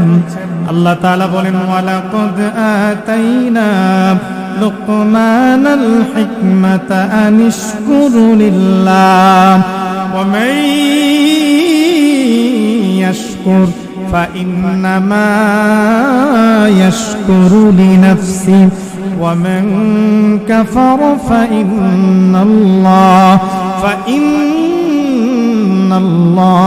গনিয়্যুন হামিদ। জোরে পড়ুন আল্লাহু আকবার। আল্লাহ রাব্বুল আলামিন সূরাতুল লুকমানের 12 নম্বর আয়াত থেকে লুকমান আলাইহিস সালামের কথা বলতেছেন। আল্লাহ বলেন, ওয়ালাকাদ আতাইনা লুকমানাল হিকমাতা, অবশ্যই আমি আল্লাহ লুকমান আলাইহিস সালামকে প্রজ্ঞা দিয়েছি, জ্ঞান দিয়েছি। সুবহানাল্লাহ পড়েন। আল্লাহ বলেন, কেন আমি লুকমানকে জ্ঞান দিলাম, প্রজ্ঞা দিলাম? আল্লাহ বলেন, আনিশকুরু লিল্লাহ, লুকমান যেন জ্ঞান পাওয়ার পরে আমি আল্লাহর শুকর আদায় করে, জ্ঞান পাওয়ার পরে যেন অহংকারী হয়ে না যায়। কারণ জ্ঞান এটা আল্লাহর দেওয়া নিয়ামত, ঠিক কিনা বলেন? আর আল্লাহর নিয়ামত পাওয়ার পরে অহংকারী যদি আপনি হয়ে যান, যে রব্বুল আলামিন আপনাকে সম্পদ দিয়েছেন, নিয়ামত দিয়েছেন, আবার ছিনিয়ে নিয়ে যেতে পারেন কে? রব্বুল আলামিন বলেন, আমি লুকমান লোকমানকে জ্ঞান দিলাম, আমি লোকমানকে প্রজ্ঞা দিলাম, জ্ঞান দিলাম কেন? আনিশকুরুলিল্লাহ, যেন লোকমান আমার শুকর আদায় করতে পারে, আল্লাহর শুকর আদায় করতে পারে। আল্লাহ বলেন শুকর আদায় করলে কি লাভ হবে, কি ফজিলত হবে? আল্লাহ রাব্বুল আলামিন বলেন ওয়ামান ইয়াশকুর ফাইন্নামা ইয়াশকুরু লিনাফসি ওয়ামান কাফারা ফাইন্নাল্লাহা গনিয়্যুন হামিদ। রব্বুল আলামিন বলছেন যেই মানুষগুলো আল্লাহর নিয়ামত পাওয়ার পরে শুকর আদায় করবে, শুকর আদায় করলে সে নিজের জন্যই শুকরিয়া আদায় করলো। সুবহানাল্লাহ পড়েন। শুকর যদি আদায় করি, আল্লাহর নিয়ামতের প্রশংসা যদি করি, শুকরিয়া আদায় করি, কৃতজ্ঞতা আদায় করি, লাভ না লস? সবাই বলেন না লাভ না লস? কেমন লাভ? রব্বুল আলামিন কোরআনের আরেক জায়গাতে বলতেছেন, আল্লাহ বলেন লা ইন শাকারতুম লা আযীদান্নাকুম ওয়া লা ইন কাফারতুম ইন্না আযাবি লাশাদীদ। আল্লাহ বলেন তোমরা যদি শুকর আদায় করো নিয়ামত পাওয়ার পরে, আমি আল্লাহ রব্বুল আলামিন তোমাদের নিয়ামত বাড়িয়ে দিব। সুবহানাল্লাহ কোন ওয়ালা ইন কাফারতুম ইন্না আযাবি লাশাদীদ। আর যদি অকৃতজ্ঞ হও, নিয়ামত দিলাম, অকৃতজ্ঞ হয়ে গেছো, এক সময় কিছুই ছিল না, আঙ্গুল ফুলে কলা গাছ হয়ে গেছে, এখন আর অতীতের কথা মনে নাই। আল্লাহ বলেন ইন্না আযাবি লাশাদীদ, আমি আল্লাহর আযাব বড় ভয়ঙ্কর শক্ত। নাউযুবিল্লাহ। এই যে আমাদেরকে আল্লাহ এত নিয়ামত দিয়েছেন দুনিয়াতে, নিয়ামতের শুকর যদি আদায় করি শেষ করা সম্ভব? রব্বুল আলামিন সূরা ইব্রাহিমের মাঝে 31 নম্বর আয়াতে আল্লাহ বলতেছেন ওয়া ইন তাউদ্দু নি'মাতাল্লাহি লা তুহসুহা। আল্লাহ বলেন তোমরা যদি আল্লাহর দেয়া নিয়ামতগুলো গণনা করতে থাকো, আল্লাহ যেই যেই নিয়ামত দিয়ে আপনাকে আমাকে বেষ্টন করে রাখছেন, যদি আপনি আমি মরণ পর্যন্ত আল্লাহর দেয়া নিয়ামতগুলো গণনা করতে থাকি, মৃত্যু হয়ে যাবে, হায়াত ফুরিয়ে যাবে, দুনিয়াতে কিয়ামত সংঘটিত হবে। আল্লাহ বলেন লা তুহসুহা, আমার দেয়া নিয়ামতের কিঞ্চিত পরিমাণ গণনা করা সম্ভব হবে না। আর আমরা নিয়ামত পাওয়ার পরে অকৃতজ্ঞ হয়ে যাই, এক সময় কিছুই ছিল না, এখন আমাকে আল্লাহ তাআলা সম্পদ ওয়ালা বানাইছে, শিল্পপতি হয়ে গেছি, টাকাওয়ালা হয়ে গেছি। অতীতের কথা যদি এলাকার কেউ মন করায়া দেয় যে আমার ভাই আব্দুর রহমান, আব্দুর রহিম, তার কিছুই ছিল না, আল্লাহ তাকে দিছে, ধমক দিয়া থামায়া দেয়, এই চুপ করো, আমি আমার বংশীয় কাল থেকেই টাকাওয়ালা, সম্পদওয়ালা। ঠিক কিনা বলে? অতীতের কথা তার স্মরণ করতে বা কৃতজ্ঞতা আদায় করতে লজ্জাবোধ হয়। রব্বুল আলামিন বলেন তোমরা যদি অকৃতজ্ঞ হয়, অতীতকে ভুলে যাও, নিয়ামতকে ভুলে যাও, তাইলে আমি আল্লাহ তোমাদের নিয়ামতকে ছিনিয়ে নিব। ঠিক কিনা বলে? এরকম অকৃতজ্ঞ আমরা হই কি হয় না? এজন্য নিয়ামত পাওয়ার পরে অকৃতজ্ঞ হওয়া যাবে? নিয়ামতের শুকর যদি আপনি আমি আদায় করি, এর ফায়দাটা কি হবে? বনি ইসরাইলে জামানায় হযরত মুসা আলাইহিস সালাম, উনি একদিন আল্লাহ তাআলার সাথে কথা বলার জন্য তুর পাহাড়ের দিকে রওনা হচ্ছেন। হযরত মুসা আলাইহিস সালামের উপাধি তো ছিলেন কালিমুল্লাহ, উনি আল্লাহর সাথে কথা বলতেন। সুবহানাল্লাহ পড়েন। প্রতিনিয়ত আল্লাহর সাথে মুসা আলাইহিস সালাম কথা বলতেন। কথা বলতে বলার জন্য উনি তুর পাহাড়ের দিকে রওনা হলেন। হঠাৎ করে প্রসিদ্ধ ইতিহাস, তা হাঁসের পালের সাথে হযরত মুসা আলাইহিস সালামের সাক্ষাৎ। হাঁসের পাল দৌড়িয়ে মুসা আলাইহিস সালামের কাছে চলে আসলেন, সে মানুষের ভাষায় কথা বলা শুরু করলেন। সুবহানাল্লাহ। হাঁসের পাল কি কথা বলতে পারে? কিন্তু আল্লাহ যদি বলাই পারে কিনা? আল্লাহ তাআলা তাদেরকে শক্তি দিয়েছেন, তারা কথা বলতেছে মুসা আলাইহিস সালামের সাথে। মুসা আলাইহিস সালামকে বলতেছেন পয়গম্বর মুসা, আপনি তো প্রতিদিন আল্লাহর সাথে কথাবার্তা বলেন, আজকে আমাদের একটা দরখাস্ত আপনি আল্লাহর কাছে পেশ করবেন। কি দরখাস্ত? বলে আমাদের এই জনপদে অনেক দিন পর্যন্ত বৃষ্টি নাই, বৃষ্টির কারণে জমিনটা ফেটে গেছে, আমাদের পানি নাই, ফসল হচ্ছে না, আমরা খাবার না খেয়ে জীর্ণ শীর্ণ হয়ে যাচ্ছি, ক্ষুধার্ত অবস্থায় আছি। আল্লাহকে আপনি শুধু বলবেন বৃষ্টিটা আল্লাহ কখন নাজিল করবে আমাদেরকে একটু জানিয়ে দেওয়ার জন্য। সুবহানাল্লাহ। হযরত মুসা আলাইহিস সালাম তুর পাহাড়ে চলে গেলেন, আল্লাহ তাআলার সঙ্গে কথা বললেন। আল্লাহ তাআলাকে হাসের জামাতের সে দরখাস্ত বলে দিলেন, বললেন আল্লাহ আপনার ক্ষুদ্র একটা জামাত হাসের জামাত বলেছেন আপনি তাদের জনপদে কখন বৃষ্টি নাজিল করবেন একটু বলে দেওয়ার জন্য। হযরত মুসা আলাইহিস সালামকে আল্লাহ আবার ডাক দিয়ে বললেন পয়গম্বর কালিমুল্লাহ বন্ধু আমার, আপনি হাসের জামাতকে গিয়ে বলবেন আমি আল্লাহ তাদের জনপদের মাঝে 40 বছর পরে বৃষ্টি নাজিল করব। সুবহানাল্লাহ পড়েন। হযরত মূসা আলাইহিস সালাম আল্লাহর কাছ থেকে এই কথা শোনার পরে যখন বাড়ির দিকে রওনা হয়ে গেলেন, রাস্তার মাঝে যখন আবার হাঁসের পালের সঙ্গে পয়গম্বর মূসা আলাইহিস সালামের সাক্ষাৎ হয়ে গেলেন, হাঁসের পাল এবার ডাক দিয়ে বলেন, পয়গম্বর আপনি বলেন না আল্লাহ তাআলার কাছে আমাদের দরখাস্ত পেশ করছেন কিনা? মূসা আলাইহিস সালাম বলেন, আমি আল্লাহ তাআলার সামনে তোমাদের দরখাস্ত পেশ করেছি, কিন্তু আল্লাহ যে জবাব দিয়েছেন তোমরা শুনলে কষ্ট পাবা, মনের ভেতরে আঘাত লাগবে। হাঁসের পাল বলেন, পয়গম্বর মূসা কি জবাব দিয়েছেন আমাদেরকে একটু শুনিয়ে দেন। আবার মূসা আলাইহিস সালাম বলেন, আল্লাহ বলেছেন 40 বছর পরে তোমাদের জনপদে বৃষ্টি নাজিল করবে। এই কথা বলার পরে সমস্ত হাঁসগুলো লাফালাফি করতে শুরু করলো, আল্লাহর শুকর আদায় করে সিজদার মাঝে লুটিয়ে পড়লো।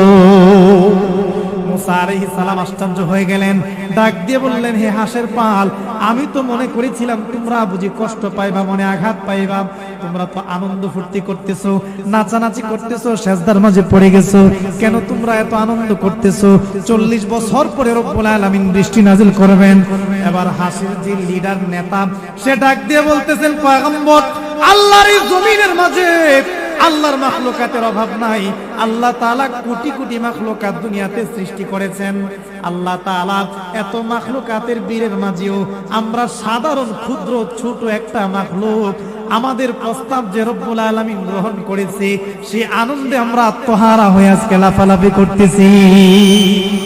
হযরত মূসা আলাইহিস সালামকে যখন বলতেছেন আমরা সিজদায় লুটিয়ে পড়ছি, আমাদের মতো ক্ষুদ্র জামাতের যে প্রস্তাবটা আল্লাহ গ্রহণ করছে, এই কথা বলে যখন সিজদার মাঝে তারা লুটিয়ে পড়লো, আল্লাহর শুকর আদায় করতে লাগলো। ইতিহাসের কিতাবের মাঝে আসছে, হযরত মূসা আলাইহিস সালাম আসমানের দিকে তাকায় দেখেন মুহূর্তের মাঝে মেঘমালা দিয়ে আকাশটা ভরে গেছে, মেঘমালা দিয়ে আকাশটা ভরে গেছে।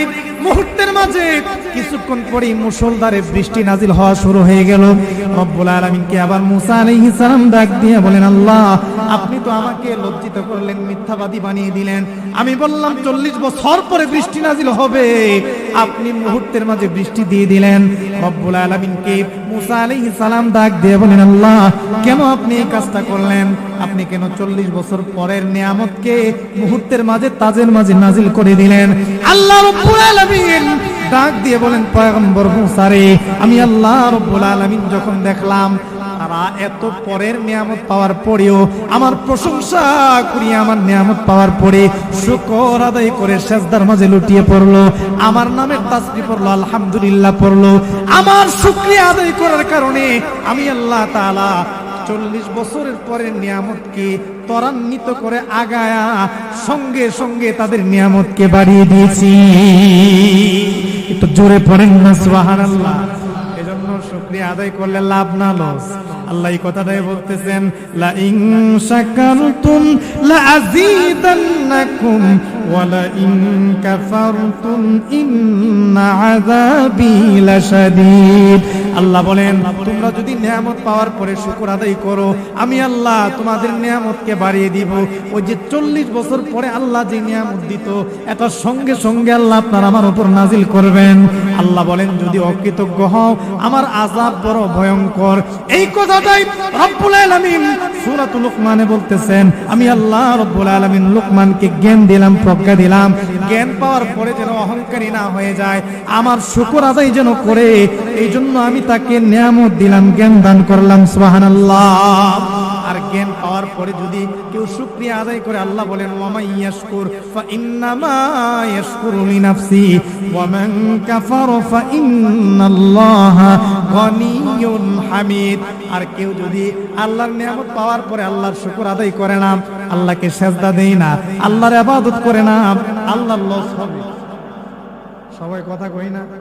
আল্লাহর খুব লস হয়ে যাবে আমরা যদি নামাজ না পড়ি, আমরা যদি আল্লাহর শুকর আদায় করে আলহামদুলিল্লাহ না বলে, আল্লাহ ছোট হবে, আল্লাহর ক্ষমতা কমে যাবে। আল্লাহর লাভ না লস, আল্লাহর কিছুই নাই। যদি আমরা শুকর আদায় করি, আমরা যদি আল্লাহ তাআলার প্রশংসা করি, লাভ কার? আমাদের নিজেদের। এজন্য সমস্ত নিয়ামত পাওয়ার পরে শুকর আদায় করব কার? আল্লাহ। আল্লাহ রাব্বুল আলামিন এরপর থেকে লোকমান আলাইহিস সালাম তার সন্তানকে দেওয়া নসিহতগুলো বর্ণনা করতেছেন। রব্বুল আলামিন বলেন, ওয়াইদ ক্বালা লুকমানু লিবনিহি ওয়া হুয়া ইয়াইযুহু ইয়া বুনাইয়া লা তুশরিক বিল্লাহ ইন্নাশ শিরকা লাযুলমুন আযীম। জোরে পড়ুন আল্লাহু আকবার। আল্লাহ বলতেছেন, ওয়াইদ ক্বালা লুকমানু লিবনিহি, আর যখন লোকমান আলাইহিস সালাম তার সন্তানের উদ্দেশ্যে বললেন, ওয়া হুয়া ইয়াইযুহু, উনি যখন ওনার সন্তানকে নসিহত করতেছিলেন, নসিহতটা কত দামি শুনেন বাবা। আল্লাহ রাব্বুল আলামিন লোকমান আলাইহিস সালামের নসিহতকে কত পছন্দ করেছেন, কত মহব্বত করেছেন। কোরআনুল কারীমের মাঝে ওনার নসিহতগুলো বর্ণনা করেছেন। লোকমান তার সন্তানকে নসিহত করে, ইয়া বুনাইয়া লা তুশরিক বিল্লাহ, এর সন্তান দুনিয়ার জমিনের মাঝে চলাফেরা করবা, আল্লাহর ইবাদত করবা, আল্লাহর তাসবিহ পড়বা, আল্লাহর কুদরতি কদমে সেজদা দিবা, কিন্তু সাবধান, লা তুশরিক বিল্লাহ, দুনিয়াতে আল্লাহর সঙ্গে অন্য কাউকে শরীক করবা না। সুবহানাল্লাহ পড়েন। নসিহতরা কত দামি। আমরা আমাদের ছেলেকে নসিহত করি, আমরাও নসিহত করি। আমাদের নসিহতের সিস্টেমটা দেখেন। এই আব্দুর রহমান, আব্দুর রহিম, বাজারে গেছিলাম, শিবপুর বাজারে, উত্তর পাড়ার জব্বরে আমার অপমান করছে, আমার একটা থাপ্পড় মারছে, গালি মারছে। তুই যদি আমার প্রকৃত সন্তান হয়ে থাকস, ওর প্রতিশোধ না নিয়ে তুই ঘরে আসবি না, তোর চেহারা দেখতে চাই না। ঠিক কিনা বলেন? এমন নসিহত আমাদের ছেলেদেরকে আমরা করি কিনা? গুনার নসিহত, গ্রামে গ্রামে ঝগড়া, বাবা অসুস্থ হয়ে পড়ছে, সন্তানকে মরার আগে ওসিয়ত কইরা যা, বাবা রে এই বছরের বছরে এই বংশের সাথে আমাদের ঝগড়া ছিল, আমি প্রতিশোধটা দেখা যাইতে পারি নাই, নিতে পারি নাই, আমি মরার পরে তুই তাদের কাছ থেকে প্রতিশোধ নিবি, আমার আত্মাটাও শান্তি পাবে। নাউজুবিল্লাহ পড়বেন না? আপনারা কি ঘুমায়া পড়ছেন নাকি? আচ্ছা, এই ধরনের অসভ্য নসিহত আমাদের সমাজে আছে না নাই? আহা, আমরা সন্তানকে গুনার নসিহত করি, আমরা সন্তানকে নাফরমানি করার নসিহত করি, সন্তানকে আমরা আজকে বিপদে পাঠাই, চুরি ডাকাতি কি করতেছে, আমরা তাদেরকে ওসিয়ত করি না ভালো রাস্তায় আনার জন্য। আর লোকমান তার সন্তানকে প্রথম যে নসিহতটা করেন, ইয়া বুনাইয়া লা তুশরিক বিল্লাহ, হে সন্তান, আল্লাহর সাথে অন্য কাউকে শরীক করা যাবে না। আল্লাহর সাথে শরীক আমাদের সমাজে আছে না নাই? আমরা তো আল্লাহর কুদরতি কদমে সেজদা দেই, সুযোগ পাইলে পীরের পায়ে গিয়ে সেজদা মারি। আমার কথা কই না? আছে না নাই? আল্লাহর ঘর মসজিদেও মান্নত করি, আবার মাজারে গিয়েও মান্নত করি যে আমার অমুক কাজটা যদি সফল হয়, আমার অমুক নিয়তটা যদি সফল হয়, তাহলে গণিসার মাজারে, কেল্লাসার মাজারে একটা বয়স দিব। ঠিক কিনা কন? আছে না নাই? এই ধরনের ওসিয়ত, এগুলো সরাসরি আল্লাহর সঙ্গে শিরক। ঠিক কিনা বলেন? রব্বুল আলামিন বলেন, লোকমান আলাইহিস সালাম তার সন্তানকে বলতেছেন, ইয়া বুনাইয়া লা তুশরিক বিল্লাহ, এ সন্তান, আল্লাহর সঙ্গে অন্য কাউকে শরীক করবা না, কারণ শিরক হচ্ছে এমন বড় মারাত্মক গুনাহ, ইন্নাশ শিরকা লাযুলমুন আযীম, শিরক হচ্ছে মারাত্মক জুলুম। জুলুম, এটা আল্লাহর উপর আপনার আমার জুলুম করা হয়। রব্বুল আলামিন বলেন, দুনিয়ার জমিন থেকে আমার বান্দাগুলো যখন বিদায় হয়ে আখিরাতের বাসিন্দা হয়ে যাবে, আমি আল্লাহ চাইলে তাদের 90 বছর 100 বছরের সমস্ত গুনাহগুলো মাফ করে দেব। কিন্তু কোন বান্দার আমল নামায় যদি 1 ফোঁটা শিরকের গুনাহ থাকে, ওই বান্দাকে আল্লাহ তাআলা মাফ করবেন না। নাউযুবিল্লাহ। আল্লাহ বলতেছেন, ইন্না শিরকা লা যুলমুন আযীম, শিরক হচ্ছে মারাত্মক বড় জুলুম। এখন জুলুম কাকে বলে? জুলুমের ব্যাখ্যায় মুফাসসিরিনে কেরাম বলেন, ওয়াদউ শাইই আলা গায়রি মুহাল্লিহি, জুলুম বলা হয় কোন বস্তুকে তার পাত্রে না রেখে অপাত্রে রাখা। যেমন আমি আমার মাথায় টুপি পরে রাখছি, এই টুপির জায়গা কোনটা? কথা কই না? আমি কি বয়ান শেষ করে দিব? আমার সাথে হাবা না বললে আমি আলোচনা করব। টুপির জায়গা কোনটা? মাথায়। আমি যদি টুপি মাথায় না পরে আমার হাঁটুতে পরি, হইল নি? এটা টুপির উপরে আমি জুলুম করলাম। ঠিক কিনা বলেন? ঠিক তেমনি ভাবে সিজদা পাওয়ার মালিক একমাত্র আল্লাহ, মান্নত করব একমাত্র মসজিদে, আল্লাহর নামে, কোন পীরের নামে, কোন মাজারে গিয়ে মান্নত, সন্তান চাওয়া, তাদের কাছে গিয়ে ভাগ্য পরিবর্তন চাওয়া, মাজারে গিয়ে পীরের পায়ে গিয়ে সেজদা দেওয়া চলবে না। কাজগুলো যদি করি তাহলে আল্লাহর উপরে জুলুম করা হয়। আর আল্লাহ বলেন, পৃথিবী থেকে যাওয়ার পরে সব ধরনের গুনাহ আমি রব মাফ করব। কেউ যদি শিরিক করে যায়, এই গুনাহ আল্লাহ মাফ করবেন না, সে সরাসরি জাহান্নামী হবে। নাউজুবিল্লাহ পড়ে। আল্লাহ আমাদের সমাজের সমস্ত মানুষকে এই ধরনের শিরিক থেকে বাঁচিয়ে রাখুন, সকলে পড়ি আমিন। আরেকটু আওয়াজ করে পড়ি আমিন। ওনার প্রথম নসিহত, সন্তান লা তুশরিক বিল্লাহ, আল্লাহর সাথে অন্য কাউকে শরীক করা যাবে না। সন্তান কি গুনার নসিহত করব না নেক কাজের নসিহত করব? সন্তান রে, দুনিয়াতে কতদিন থাকি আমি জানি না, আরে তুই যদি নামাজি হইতি আমি দেখা গেলে আমার আত্মাটা শান্তি পাইতো, তোর চেহারায় যদি দাড়ি থাকতো আমি দেখা গেলে আমার আত্মাটা শান্তি পাইতো, তুই হুজুরদের সঙ্গে ঘুরস, তুই বয়ান শুনস, যাত্রা পালার দিকে দৌড়াস না, তোর পরিবর্তন দেখলে আমার আত্মা শান্তি পাইতো। এই ওসিয়ত যদি করেন, আল্লাহর কসম এই লুকমান আলাইহিস সালামের অন্তর্ভুক্ত আল্লাহ আপনাকেও করে দিবেন, ঠিক কিনা বলেন? এজন্য আদর্শ বাবা, আদর্শ সন্তান যদি হতে চান, সূরা লুকমানের 13টা নসিহত সন্তানদেরকে শোনানোর দরকার আছে না নাই?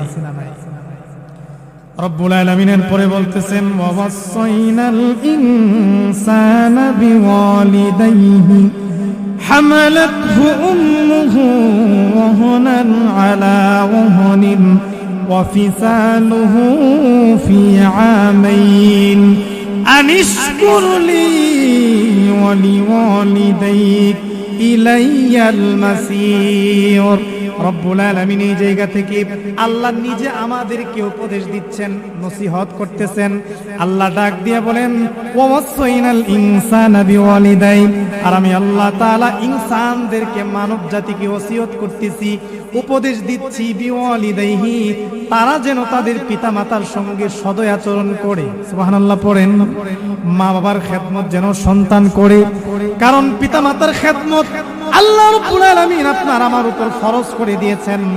নামাজ পড়া যেমন ফরজ, রোজা রাখা যেমন ফরজ, হজ করা যেমন ফরজ, যাকাত দেওয়া যেমন ফরজ, তামাম দুনিয়ার জমিনে যত সন্তান আছে প্রত্যেকটা সন্তানের উপর ফরজ হচ্ছে মরণ পর্যন্ত তার মা বাবার খেদমত করা লাগবে, ঠিক কিনা? পিতা মাতার খেদমত আল্লাহ রাব্বুল আলামিন আপনার আমার উপর ফরজ করে দিয়েছেন রে বাবা। কেন ফরজ করেছেন? কারণ দুনিয়াতে আপনি আমি আসার মাধ্যম হচ্ছে মা বাবা, ঠিক কিনা বলেন?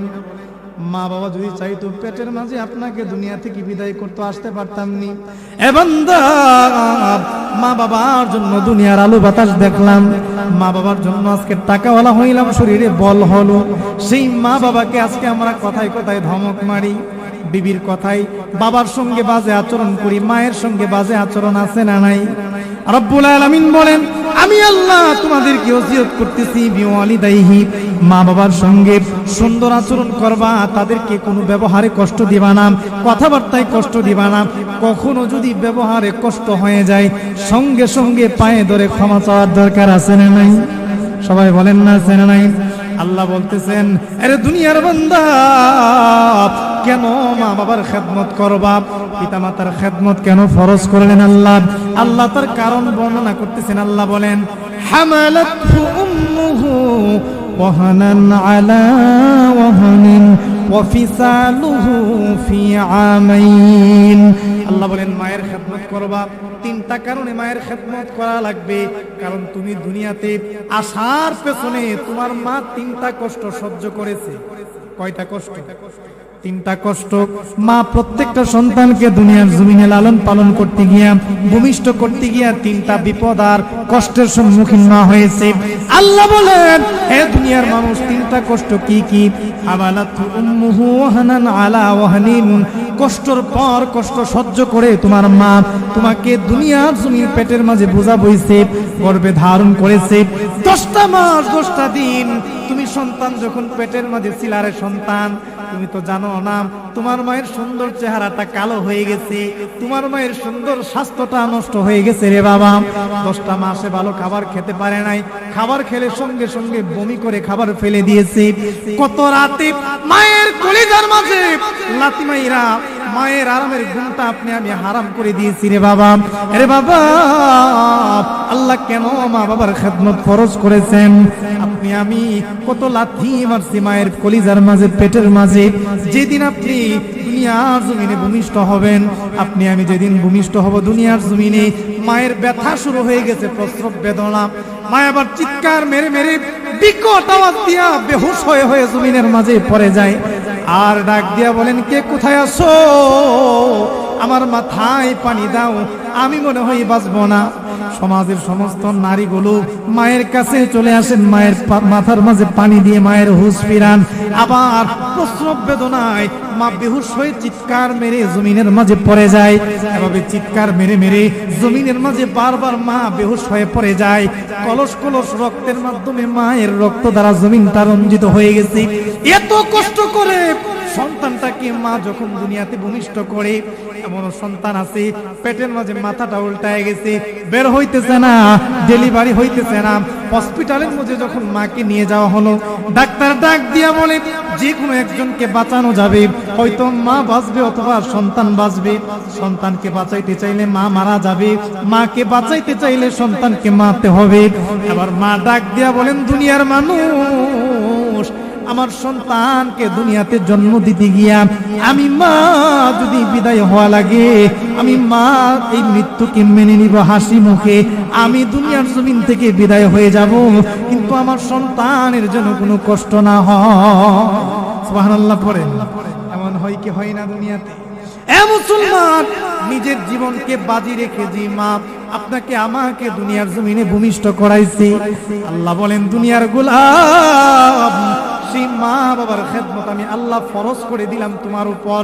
নামাজ যেমন ফরজ, রোজা যেমন ফরজ, হজ যেমন ফরজ, যাকাত যেমন ফরজ, এই রকম ভাবে মরণ পর্যন্ত প্রত্যেকটা সন্তান মা বাবার খেদমত করাকে আমি ফরজ করেছি। সুবহানাল্লাহ।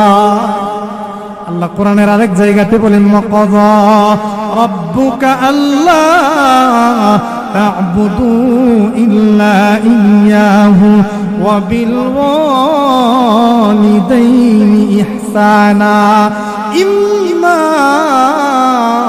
ইয়াবলুগান্না ইনদাকাল কিবারা আহাদুহুমা আও কিলাহুমা فلا تقل لهما أف ولا تنهرهما وقل لهما قولا كريما। জোরে পড়ুন আল্লাহু আকবার। রব্বুল আলামিন এই জায়গাতে আল্লাহর ইবাদতের পরে মা বাবার খেদমতের কথা আল্লাহ বলতেছেন। আল্লাহ বলেন, ওয়াবিল ওয়ালিদাইনি ইহসানা, পিতামাতার খেদমত তোমরা করো। ইম্মা ইয়াবলুগান্না ইনদাকাল কিবারা আহাদুহুমা আও কিলাহুমা, এ দুনিয়ার সন্তান, তোমার মা আর বাবা যদি বৃদ্ধ হয়ে বিছানায় পড়ে যায়, বৃদ্ধ হওয়ার কারণে বিছানায় শুয়ে গেছে, তোমার মা বিছানাতে পেশাব করে পায়খানা করে, তুমি সন্তান বিরক্ত হলে চলবে না। তোমার উপর আল্লাহ ফরজ করেছেন মা বাবার পায়খানা পেশাব গুলো পর্যন্ত পরিষ্কার করা লাগবে, ঠিক কিনা? আল্লাহ বলেন, যখন বিছানায় পড়ে যাবে, অসুস্থ হয়ে যাবে, বৃদ্ধ হয়ে যাবে যে কোনো একজন অথবা দুইজন, যখন বৃদ্ধ হয়ে তাদের খিটখিটে মেজাজে হয়ে যাবে, বাচ্চাদের মতো আচরণ করে, ফালা তাকুল লাহুমা উফফি ওয়ালা তানহারহুমা, আল্লাহ বলেন বৃদ্ধ হওয়ার কারণে তারা যখন বেশি বেশি গণ কথা বলবে, বিছানায় পেশাব করবে, পায়খানা করে দিবে, তাদের কোনো আচরণে উফ শব্দ ব্যবহার করা যাবে না। সুবহানাল্লাহ। আস্তে করে জোরে কন্যা সুবহানাল্লাহ। পিতামাতার আচরণে কষ্ট পেয়ে উফ শব্দ পর্যন্ত উচ্চারণ করা যাবে না।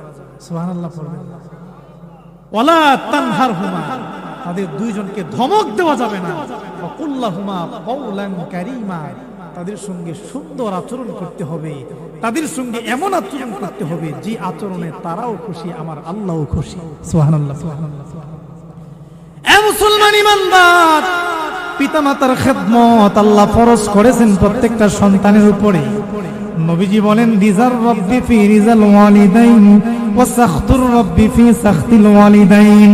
হে দুনিয়ার উম্মত, তোমার মা বাবার সন্তুষ্টিতে আল্লাহ সন্তুষ্ট হন। সুবহানাল্লাহ। আর তোমার আম্মা আব্বা যদি তোমার কোনো আচরণে কষ্ট পায়, বিবির কথাই বাবাকে ধমক মারছো, শয়তানের ধোঁকায় পড়ে মাকে ধমক মারছো, জিন্দেগি বরবাদ হওয়ার জন্য তোমার অন্য কোনো আকাম করার দরকার নাই। মা বাবা যদি তোমার আচরণে কষ্ট পায়, মন থেকে আহ শব্দ উচ্চারণ করে, তোমার জিন্দেগি আল্লাহ সারখার করে দিবেন, ঠিক কিনা? নবীজি বলেন, তোমার পিতা মাতার সন্তুষ্টিতে আল্লাহ সন্তুষ্টি হয়ে যান, আবার মা বাবারও সন্তুষ্টিতে আল্লাহ সন্তুষ্ট হন। আরে মুসলমান, এই জন্য পিতামাতার খেদমত করা লাগবে মরণ পর্যন্ত। কারণ মা বাবার খেদমত করলে আমার আল্লাহ রব্বুল আলামিন আপনার আমার দাম বাড়ায় দিবেন, আপনার আমাকে দুনিয়ার মাঝে শ্রেষ্ঠ বানাবেন, দুনিয়ার মাঝে আল্লাহ চমকায়া দিবেন। আপনি দুনিয়ার যেই কোনো জায়গার মাঝে যাবেন, বিপদে পড়বেন না, মুসিবতে পড়বেন না।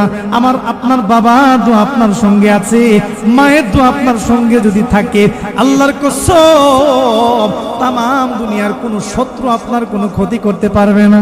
ঠিক কিনা বলেন? একটু আওয়াজ করে বলেন না ঠিক কিনা? মায়ের খেদমত আপনি আমি যদি করতে পারি, দামটা কেমন বাড়বে রে বাবা। একটু খেয়াল করে শুনবেন। আমার নবী প্যারা নবীর একজন বড় আশিক ছিলেন, হযরতে ওয়াইস আল কারনী তার নাম।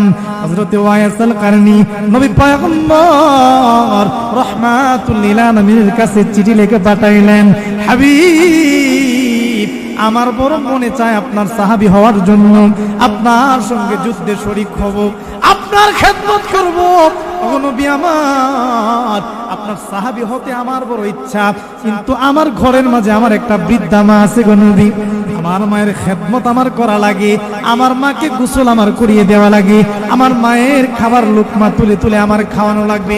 নবীজি আপনি আমাকে বলে দেন না, আমি এখন কি করব? আপনার খেদমত করব, আপনার সাহাবী হব, আপনার সঙ্গে যুদ্ধে শরীক হব, নাকি আমার মায়ের খেদমত আমি করব? ও নবীজি একটা সাহাবীর কেমন দাম!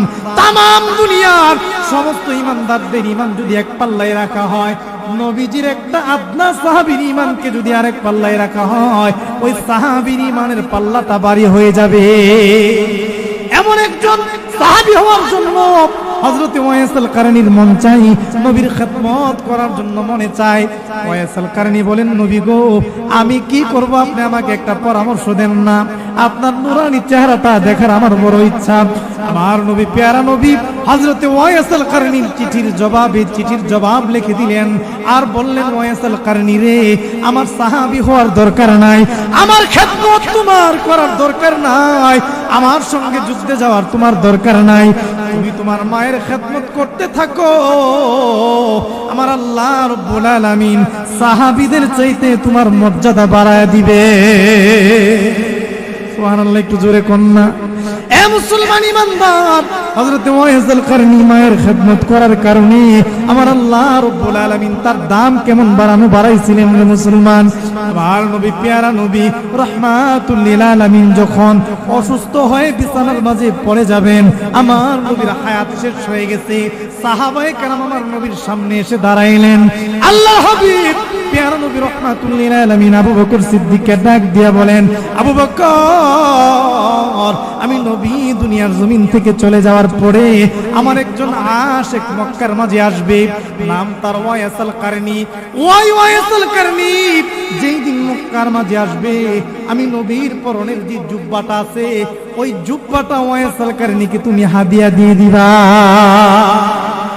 জুব্বাটা হাদিয়া দিবা না, তুমি মায়ের দোয়া লও, বিপদে পড়বে না তুমি যখন যেথায় যাও, বিপদে পড়বে না তুমি যখন যেথায় যাও, মায়ের দোয়া লও হে মুমিন, মায়ের দোয়া লও। মায়ের দোয়ার দরকার আছে না নাই?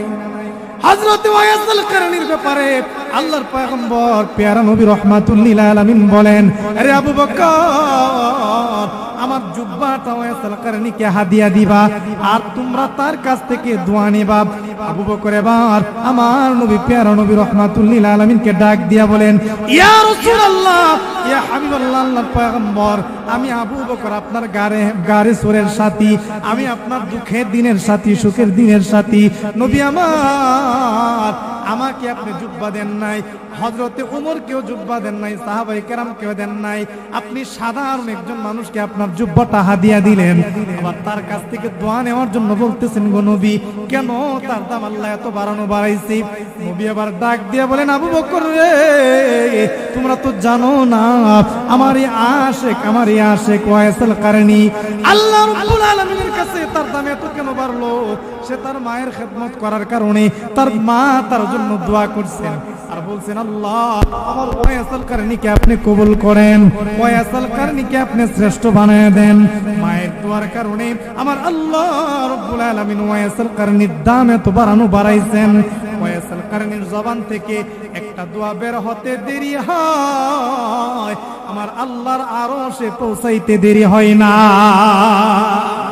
ওয়াইসুল কারনি দোয়া করতে দেরি, আল্লাহর আরশে পৌঁছাইতে দেরি হয় না, কারণ মায়ের দোয়ার কারণে আল্লাহ তার মর্যাদা বাড়ায় দিয়েছেন। সুবহানাল্লাহ।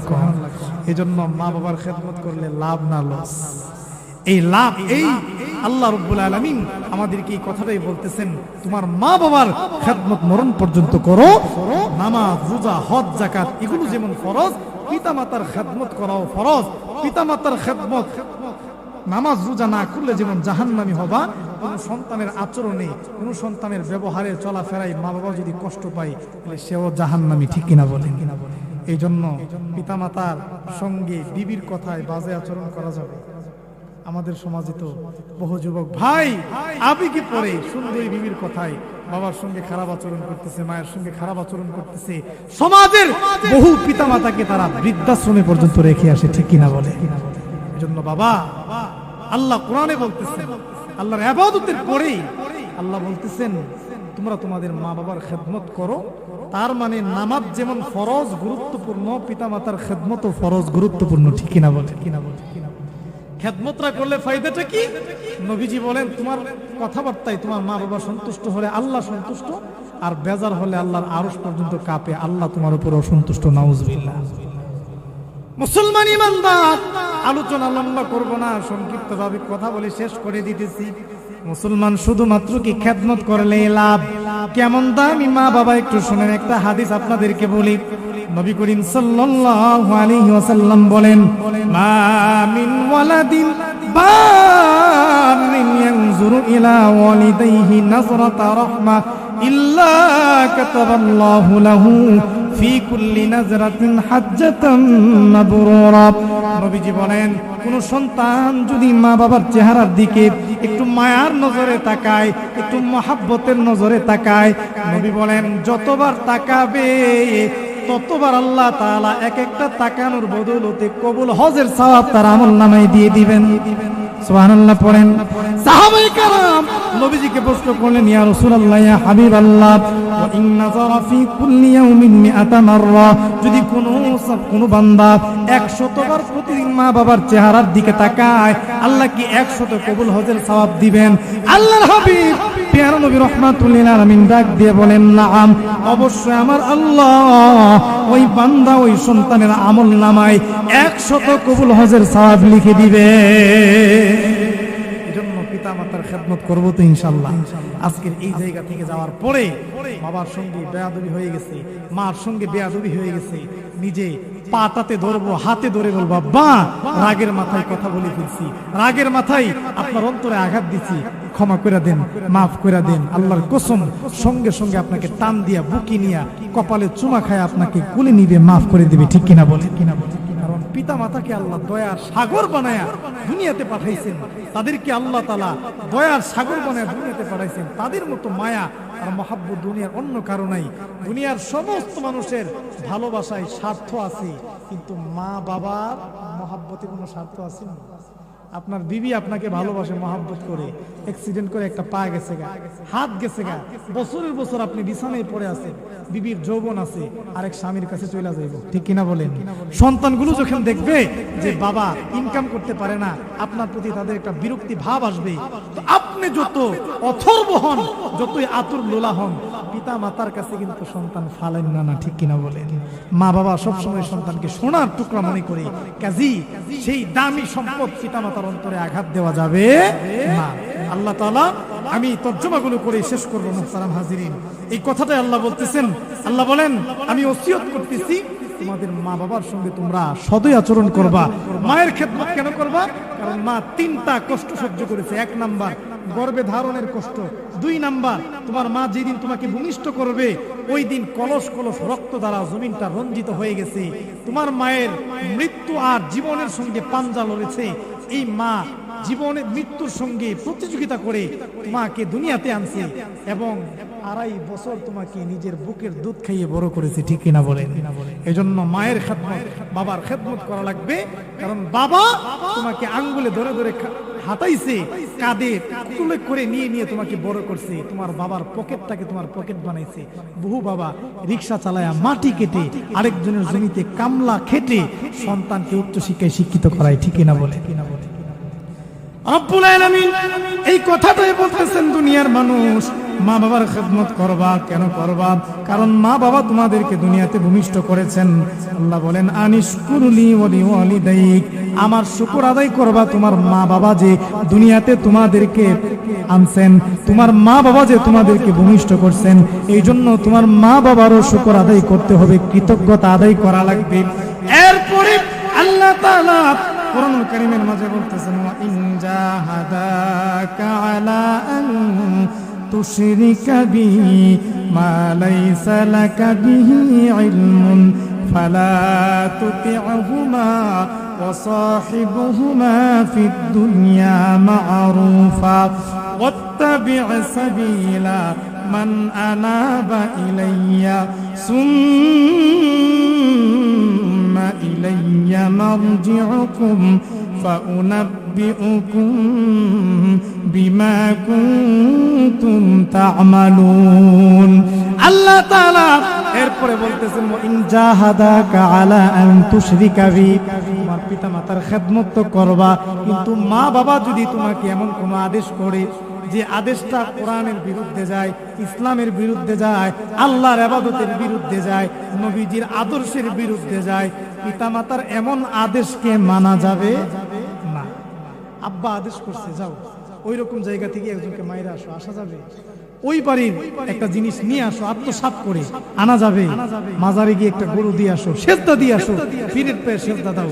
যেই কাজের রব অসন্তুষ্ট, ইসলাম ওলামায়ে কেরামের সঙ্গে চলিও না, এই ধরনের কোন ইসলাম বিদ্বেষী আদেশ যদি পিতামাতা করে, তাদের আদেশকে মানা যাবে না। এই ঘোষণা কার? আল্লাহর। মুহতারাম হাজিরিন, আল্লাহ তাআলা এই কথাগুলোই বলতেছেন। আল্লাহ তাআলা এরপরে বলেন, ওয়াত্তাবি' সাবিলা মান আনাবা ইলাইয়া, এমন মানুষদেরকে বন্ধু বানাও যারা আমি আল্লাহর দিকে দাবিত। সুবহানাল্লাহ। কোন ভালো মানুষদেরকে বন্ধু বানাবো, তাদেরকে নিজেদের বন্ধু বানাবো। কারণ ভালো মানুষকে যদি আপনার আমার জীবনের বন্ধু বানাই, তারা যদি জান্নাতি হয়, আমিও কোথায় যাব? জান্নাতি। আপনার আমার সঙ্গ যদি খারাপ হয়ে যায়, সঙ্গ খারাপ হওয়ার কারণে হযরত ইব্রাহিম আলাইহিস সালামের বাবা আজর নবীর বাবা হওয়ার পরেও জান্নাতি না জাহান্নামী? সবাই কন্যা কেন জান্নাতি না জাহান্নামী? নবীর বাবা কিন্তু বন্ধুগুলো খারাপ, জাহান্নামী হয়ে গেছে। হযরত লূত আলাইহিস সালামের স্ত্রী বান্ধবীগুলো খারাপ ছিল, সঙ্গগুলো খারাপ ছিল। পয়গম্বরের স্ত্রী হওয়ার পরেও সে জাহান্নামী। হযরত নূহ আলাইহিস সালামের সন্তান কানান, বাবা পয়গম্বর, সন্তান জাহান্নামী হয়ে গেছে। আরে মুসলমান, পক্ষান্তরে একটা কুকুর মাত্র নেককার মানুষের সঙ্গে চলার কারণে আমার আল্লাহ রাব্বুল আলামিন ওই কুকুরকেও জান্নাতি বানায়া দিছে। এজন্য আসহাবে কাহাফের 7টা যুবক, এই যুবকের সাথে একটা কুকুর তাদের সঙ্গ নিছিল। সুবহানাল্লাহ। কোন এই কুকুরটা যখন পিছনে হাঁটে, কুকুরকে সমস্ত এই 7 জন যুবক বলেন, আমাদের সাথে আইসো না। তারা ঈমান বাঁচানোর জন্য গুহাতে চলে গেছে। বারবার যখন ধাক্কা দিয়ে তারা দেয়, আল্লাহ কুকুরের জবান খুলে দিছে। কুকুর বলেন, তোমরা নিজেরা জান্নাতি হবা, আমি কুকুরেরও তো মনে চাই তোমাদের সঙ্গে জান্নাতে থাকবো। সুবহানাল্লাহ, সুবহানাল্লাহ, সুবহানাল্লাহ। ইনশাআল্লাহ। মুহতারাম হাজিরিন, জি জি ইনশাআল্লাহ। মুহতারাম হাজিরিন, এই আসহাবে কাহাফের কুকুরটা 7 জন যুবকের সঙ্গ গ্রহণ করেছেন, এই জন্য আল্লাহ তাআলা তাকে জান্নাতি হিসেবে ঘোষণা দিয়েছেন। সুবহানাল্লাহ পড়েন। এজন্য আপনার আমার জীবনের সঙ্গ যদি ভালো হয়, তাহলে আপনি আমি তারা যদি জান্নাতি হয়, আমরাও কোথায় যাব?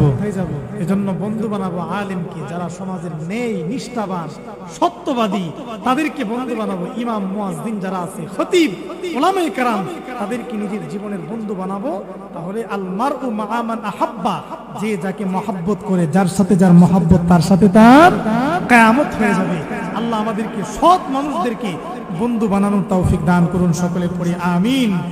আর সামনে পারবো না, তারপরেও শুধুমাত্র 2 মিনিটে তর্জমাগুলো করছি, আল্লাহ তাআলা এরপরে কুরআনুল কারীমে লুকমান আলাইহিস সালামের কথা বলতেছেন, ইয়া বুনাইয়া ইন্নাহা ইন তাকু মিসকালা হাববাতিন মিন খারদাল ফাতাকুন ফি সখরাতিন আও ফিস সামাওয়াতি আও ফিল আরদি ইয়াতি বিহাল্লাহ ইন্নাল্লাহা লাতীফুন খাবীর।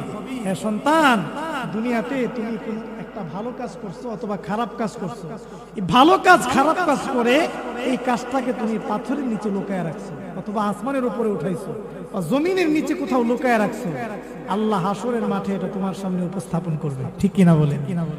আপনি আমি গুনাহ যদি করি, দুনিয়ার কেউ না দেখলেও দেখেন কে? আওয়াজ করে বলেন দেখেন কে? এজন্য সর্বহালতে ভয় করব কাকে? আল্লাহকে। কোনো ধরনের অপরাধ করা যাবে না, কারণ দুনিয়ার মানুষের দৃষ্টি যেই জায়গা থেকে শেষ হয়, আল্লাহর দৃষ্টি সেখান থেকে শুরু। ঠিক কিনা বলেন? এই নসিহত আল্লাহ লুকমান আলাইহিস সালামকে করতেছেন, তারপরে বলতেছেন, ইয়া বুনাইয়া আকিমিস সালাহ ওয়া'মুর বিল মা'রুফ ওয়ানহা আনিল মুনকার ওয়াসবির আলা মা আসাবাক ইন্না যালিকা মিন আজমিল উমুর। হে সন্তান, আকিমিস সালাহ, নামাজ কায়েম করো, নামাজ কায়েম করো, মানুষদেরকে সৎ কাজের আদেশ করো, অসৎ কাজ থেকে মানুষকে বিরত রাখো, ওয়াসবির আলা মা আসাবাক, বিপদে আর মুসিবতে পড়লে ধৈর্য ধারণ করো। সুবহানাল্লাহ। এই নসিহত গুলো করতেছেন, তারপরে বলতেছেন, ইয়া বুনাইয়া ওয়ালা তুসআইর খাদ্দাকা লিন-নাস।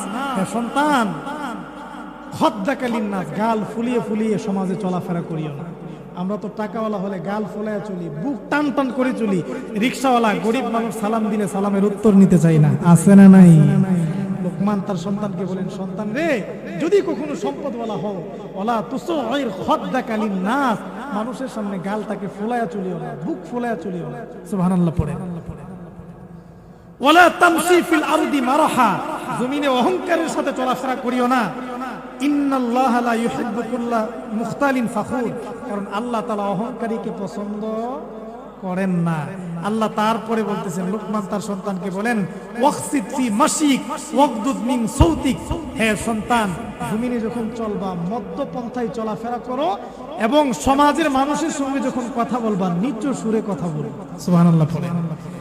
মধ্যম পন্থায় চলাফেরা করো, মানুষের সঙ্গে খিটখিটে মেজাজে রাগ দেখিয়ে কথা বলিও না, নিচু সুরে কথা বলো, ভদ্রভাবে কথা বলো। সুবহানাল্লাহ পড়েন। এই 13টা নসিহত হাকিম লুকমান তার সন্তানকে করেছেন, আর দুনিয়ার সমস্ত মানুষকে আল্লাহ তাআলা এই নসিহতগুলো করে জানিয়ে দিচ্ছেন, কিয়ামত পর্যন্ত যে বাবা তার সন্তানকে এই 13টা নসিহত করতে পারবে, সেই বাবার সন্তান হবে আদর্শবান সন্তান, সেই বাবা হবে আদর্শবান বাবা, আর সেই বাবা এবং সন্তান রবের এই আদেশগুলো যদি মানতে পারে, তাহলে আল্লাহর দেখানো রাস্তায় জান্নাত পর্যন্ত পৌঁছে যাবে। ঠিক কিনা বলেন? এজন্য আল্লাহ তাআলা সূরাতুল লুকমানের যে কথাগুলো বলা হয়েছে, অল্প সময় এই কথাগুলোর উপর আমাদের সকলকে আমল করার তৌফিক দান করুন। সকলে পড়ে আমিন, আর একটু আওয়াজ করে পড়ে আমিন। আল্লাহ তাআলা এই কথাগুলোর উপর আমাদের সকলকে আমল করার তৌফিক দান করুন। আমি যে কথাগুলো বলেছি, আল্লাহ যেন আমাকে আমল করার তৌফিক দান করে। মাগরিব থেকে লম্বা চূড়া আলোচনা হয়েছে, আমার পূর্বে মুখতারাম আলোচনা করেছেন, অত্যন্ত চমৎকার কণ্ঠে নবী করিম সাল্লাল্লাহু আলাইহি সাল্লামের মেরাজের আলোচনাগুলো করেছেন। এর আগে আমাদের সকলের মাথার তাজ মুফতি বেলায়েতুল্লাহ কাসিমি হাফিজাহুল্লাহ কোরআন নিয়ে আলোচনা করেছেন। এত আলোচনা করেছেন, যদি আমরা আমল না করি কোনো ফায়দা আছে বাবা? এই মাহফিলটা সফল হবে তখনই যদি আজকের এই মাহফিল থেকে যাওয়ার পরে ফজরের সময় মসজিদে মুসল্লির সংখ্যা বাড়ে। ঠিক কিনা বলেন? মসজিদে মুসল্লিদের সংখ্যা যদি বাড়ে, তাহলে এই মাহফিলটা, আজকের এই প্রোগ্রামটা আল্লাহর কাছে কবুল হয়েছে, এটা কবুল হয়েছে বলে প্রমাণিত হবে। ঠিক কিনা বলেন? আজকে ফজরের নামাজ কারা কারা পড়বেন? আল্লাহকে হাত তুলে একটু দেখাই। সবাই হাত তুলে নাই? যুবক ভাইরা একটু আল্লাহকে হাত তুলে নিয়ত করেন, সবাই হাত তুলেন। আল্লাহ সকলকে কবুল করুন, পড়ে আমিন। এই যে হাত তুলছেন, এই যে হাতটা তুললেন, নামান, হাত তুলছেন, নিয়ত করছেন, ঘুমায় গেছেন, এই ঘুম অবস্থায় যদি আপনার মৃত্যু হয়, আল্লাহ তাআলা আপনাকে ক্ষমা করে দিতে পারেন কিনা? এজন্য বাবা, এখন থেকে নিয়ত করি, ফজর থেকে নামাজ ছাড়বো না, নামাজ কায়েম করব, হক পথে চলবো, সত্য পথে চলবো, দিলটাকে পরিষ্কার করব। কারণ পোশাক আর চেহারার চাইতে এই দিল পরিষ্কার করার বেশি দরকার আছে না নাই বাবা? এই দিলটাকে পরিষ্কার করব তো ইনশাআল্লাহ। এখন একটু জিকির হবে ইনশাআল্লাহ। জিকিরের মাঝখানে আমাদের ভলান্টিয়ার ভাইরা যারা আছেন, আপনারা একটু তাবারক গুলো দিয়ে দিবেন। সকলে একটু মহব্বতে জিকির করি, লা ইলাহা ইল্লাল্লাহ।